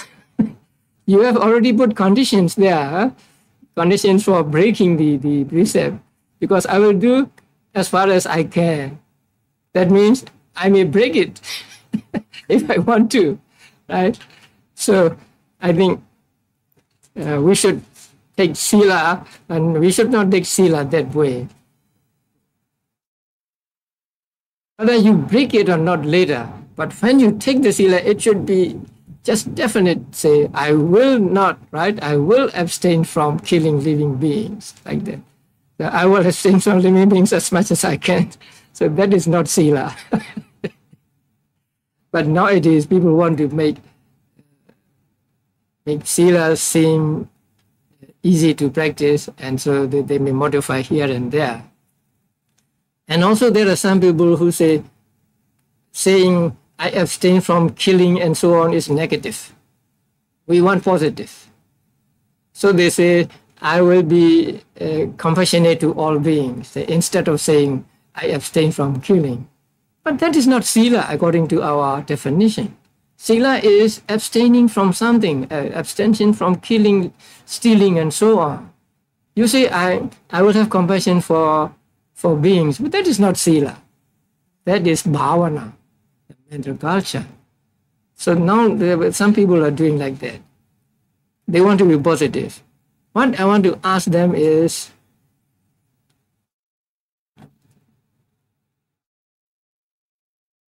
if you say abstention from killing living being is negative, then killing living being is positive?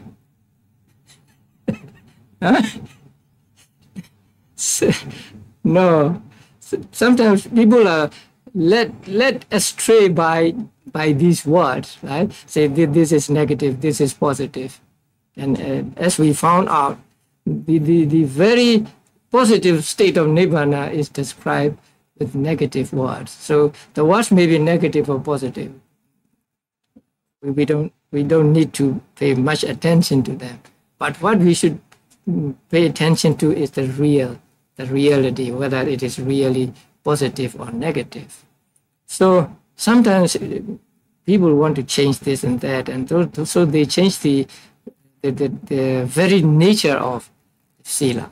So when you take sila, be definite and say just, I will refrain from. I take the precept of abstention from killing living beings and stop there.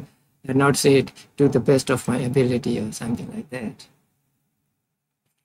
And sometimes you may want to keep more than 5 precepts. How many precepts can you take?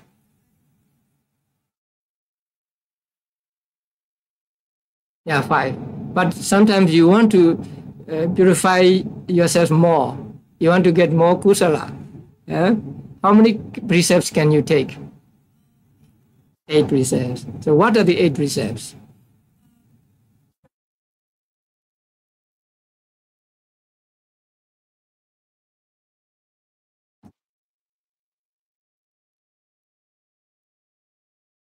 Your bed cannot be like high and luxurious. Yeah. Do you think you will get more kusala when you take 8 precepts? Probably or definitely. Yeah? You will definitely get more kusala, right? Now, if you understand Abhidhamma, there can be akusala when eating. Attachment is akusala, unwholesome mental state. So when we eat, we may eat with attachment.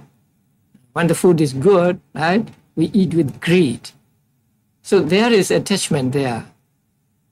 But if you don't eat one meal, you avoid attachment for one meal. Yeah, right?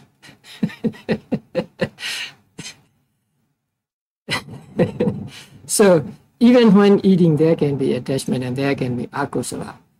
Although this akusala may not be very bad, but still it is akusala.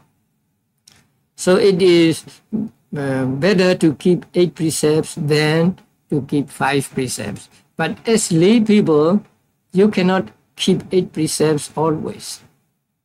You have a family, and you have to do business and so on, so you cannot take 8 precepts. But from time to time, you can take 8 precepts, like on holidays. So in Buddhist countries, people take 8 precepts on full moon days and new moon days, and on the 8th of the first half and second half of the month. So 4 times a month they keep 8 precepts and so on.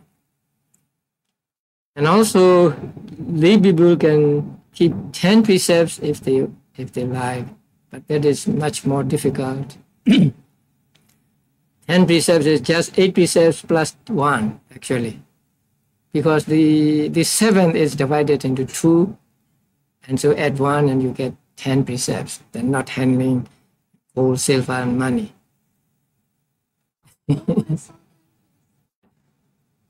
Hmm? I saw that in What? 10 precepts? Yeah, but it is very rare that lay people take 10 precepts. It is almost impossible for them.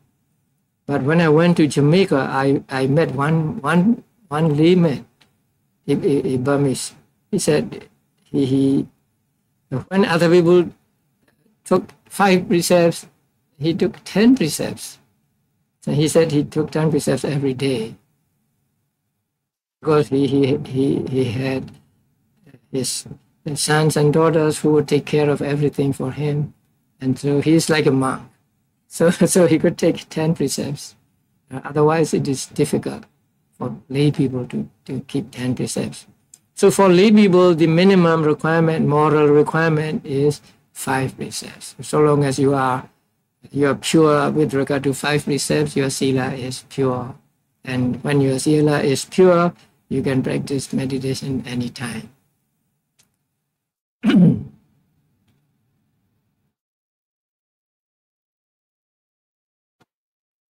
And there is another kind of sila which is called sila with right livelihood as the 8th factor. So in that case, you take the first 3, right? And the 4, that is abstention from lying, slandering, harsh speech, and vain talk. And then abstaining from wrong livelihood. So these 8 also some people take. So when you take these 8 precepts, you can take food in the afternoon. you may like that, huh? But you should be very careful, right? Lying is okay, and slandering, but harsh speech, sometimes you may be angry and you may say something bad, right? And then vain talk. So you keep silent most of the time, not talk much. Then you can keep these precepts. Okay, what do you want to ask?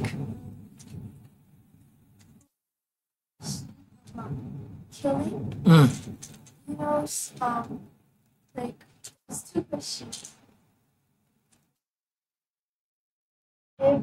If somebody like has cancer or something, and the person knows that they're gonna die, so sometimes they ask the doctor to give them shots, but in America that's not allowed. But if the doctor gave the person a shot to die because the person wants to die, would the doctor be creating bad karma? Definitely. If the person wants to die. Yeah, even if the person wants to die, right? If he gives a shot, then he commits the killing. The other person's desire is one thing, and killing is another, right? Killing means making a life shorter than it should have gone normally, right? Suppose a person is going to live, say 80 years. If somebody makes him live 79 years, something like that, or do something so that his life is shorter, then he commits the killing. So killing is called panatipada in Pali. So panatipada means cutting short the life. Suppose a patient is going to live until midnight today, right? Then the doctor comes and then gives him a shot, and he dies at 11 p.m. So that means he makes his life shorter by 1 hour. And so he commits killing. And in Buddhism, there is no such thing as mercy killing. Because at the moment of killing, it is always accompanied by ill will, by a kind of dosa. You cannot kill anything with pleasure, with sometimes you may be laughing and you may kill an ant, but at the very moment of killing, there is that ill will in your mind, a kind of dosa in your mind, because you want it to be killed. Now you kill it. So you cannot kill with somanasa or something, pleasurable feeling. Although you may feel pleasure after or before the real act of killing, or after the real act of killing, you may have pleasure. But at the very moment of killing, there is displeasure. So in Buddhism, there is no such thing as mercy killing. Somebody is like on a machine. Their life is a machine. And if you pull the plug out, will you be creating? That is a question that is difficult to answer. But people say that that person is like a vegetable, right? He does not know or whatever. But according to the definition given in Abhidhamma, he is still a living being. He has not died yet, although his brain may not be functioning, right? Although what you call that instrument may show no brain action, right? But even though there may be no brain action, or there is said to be no brain action, there is still consciousness in him. Consciousness as we understood in Abhidhamma. So long as consciousness is there, he is a living being. So cutting short his life, however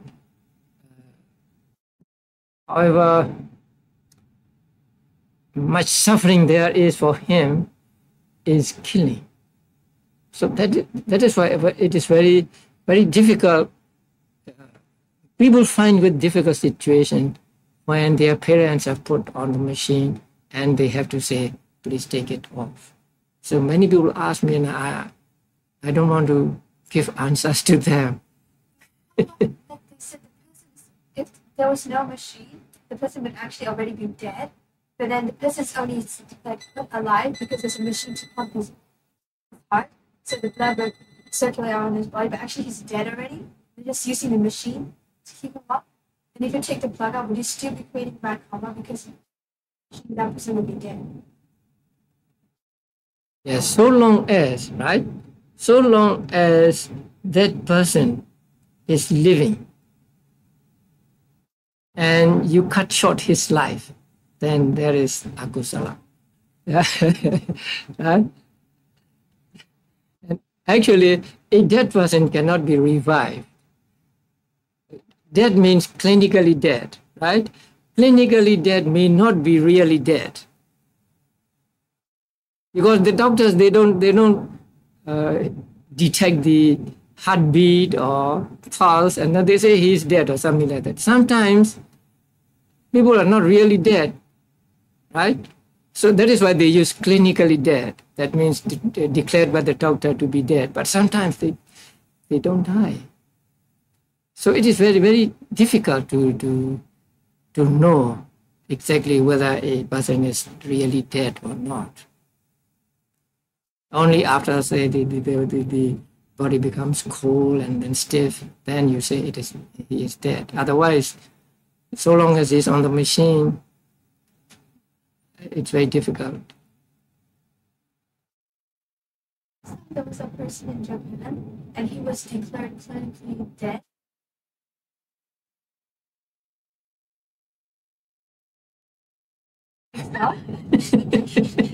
Because he was poisoned by this poisonous Japanese fish, and so it shut down his body. So the doctor did all the checkup, and he had no pulse. So they even made this warrant that he's dead, and they put him in a special bed. And then they call the monks over to do the prayer. And in the middle, he wakes up, and he doesn't know what's happening. So he was not dead really.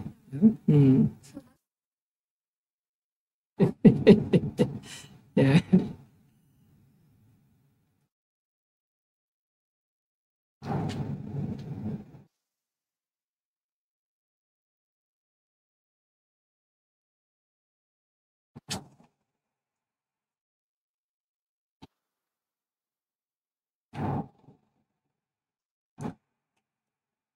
Okay, you remember the Four Noble Truths now? Can you tell another person about the Four Noble Truths? Very good. You know, it is not easy even for Myanmar people to understand the Four Noble Truths like you do now.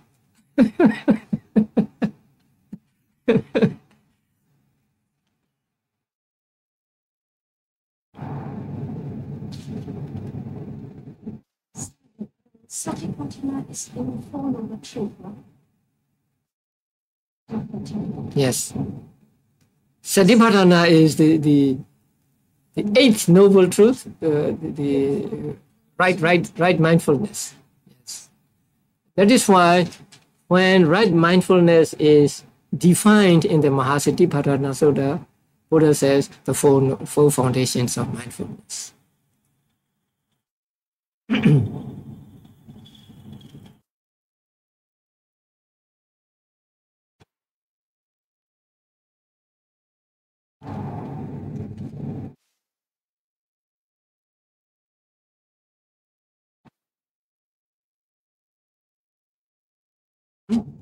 I'm thinking of a question to ask.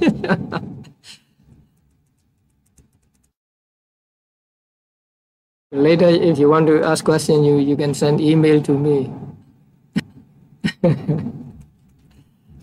I don't answer email much. I left the email with Osada and Ujoda Langara.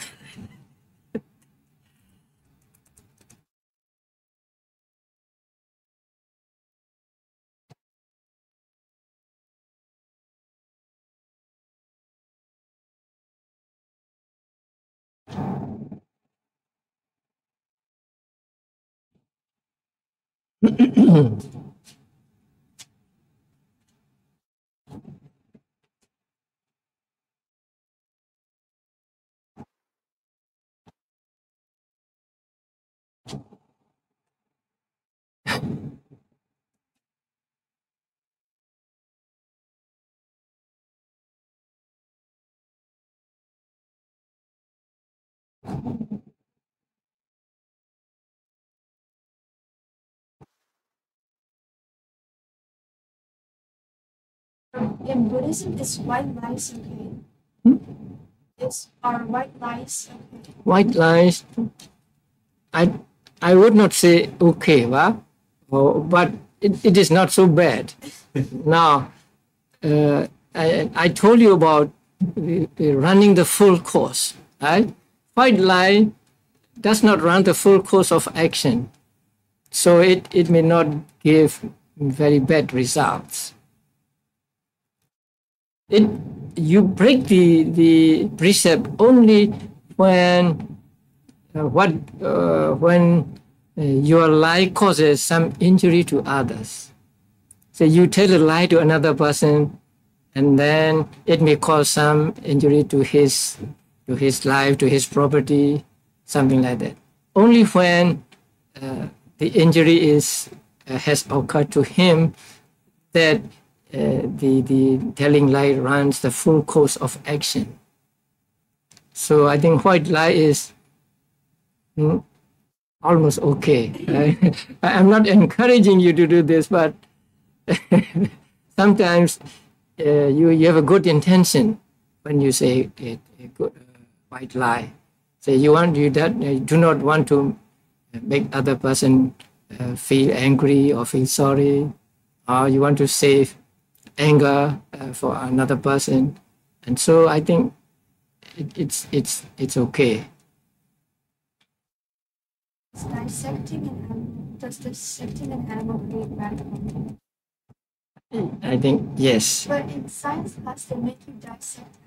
Yeah, because you are causing injury to that, causing suffering to that animal. Animals already dead. Oh, dead animal? Oh, if it is dead, it's okay.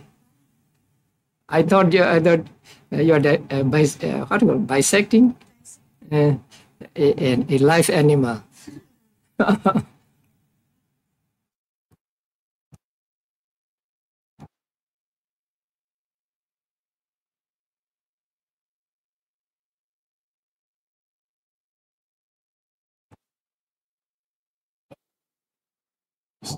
Bible stories, they say that God created the world.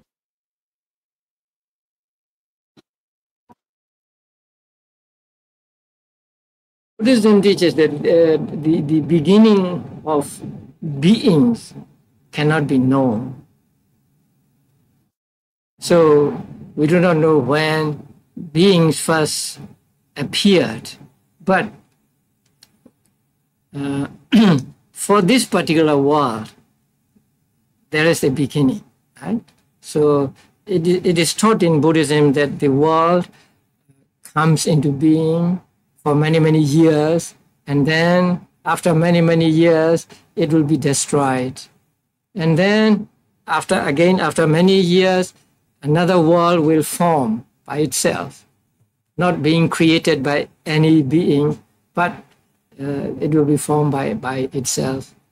And then the beings who are reborn in the Brahma world will die there and then reborn on the human earth, and then begin the population of the world.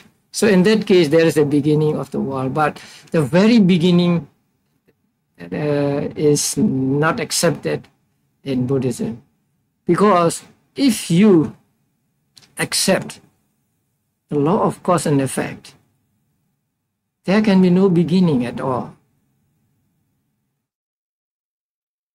Somebody must have a cause. Something must have a cause, right?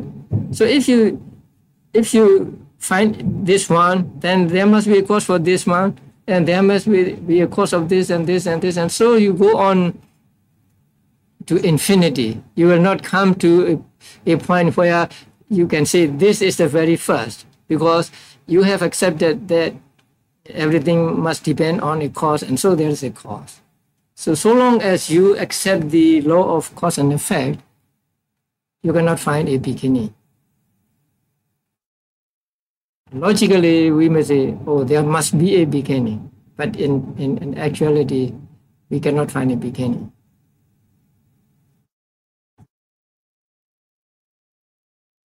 Christian and asked her, she said the beginning of the world that God made. She said God was always there.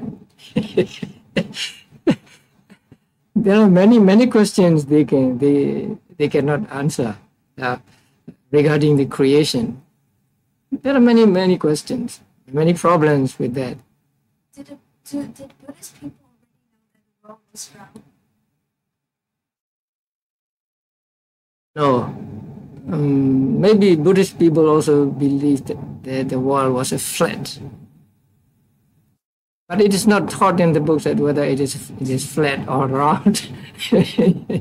But it is taught that it is like a circle, right? It's a wheel. And there are mountains all around, and the sea, and the continents, like that. Nobody said this, but I thought myself, because in Christianity, they're waiting for the second coming of Christ. Yes. And in Judaism, they think the Messiah will come. And in Muslim religion, they believe another prophet. I don't know about Hinduism, but in Buddhism, they believe when the next Buddha comes, like after he comes and everything, the world will finish. Something like that. Like this world.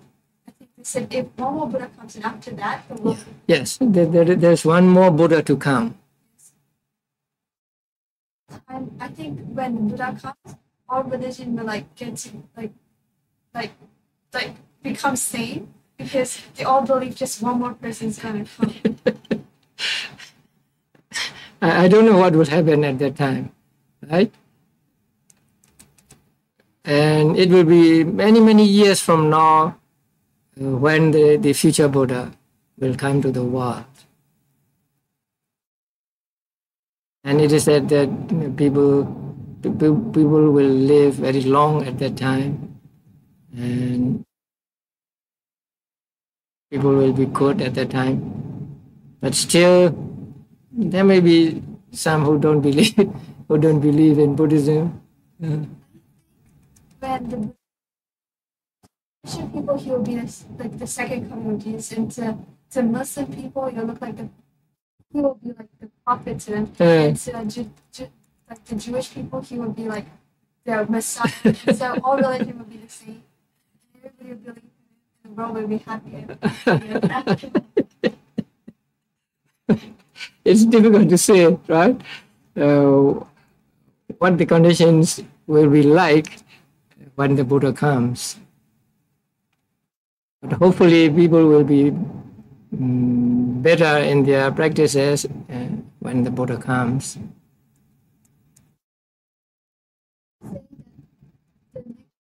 Sitting in a chair to meditate, is that true? That he will sit on a chair to meditate. Sit on the chair?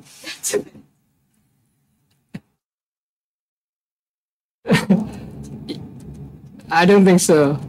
Because Tibetan is Tibetan. And then this picture of this future Buddha in singlet.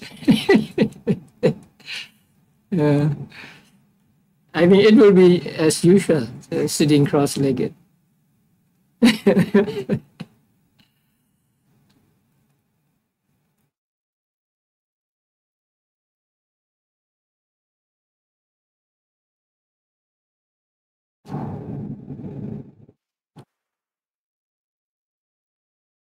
From yesterday about hell and stuff. When you get to hell, do you know what you did? Like, do you remember the life you came from? Some do, because there is a story of four sons of four rich men who acted badly, and then they fell to hell. And once in a while they come up to the surface, and then they shouted, and they knew what they did in the past.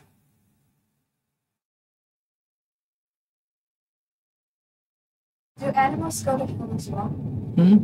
Yes. And when animals go to hell, do they stay in their animal form, or do they become in a human form, or do people in hell have no form?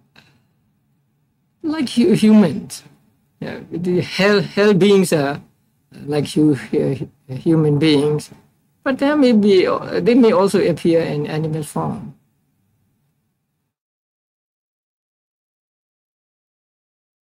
Okay.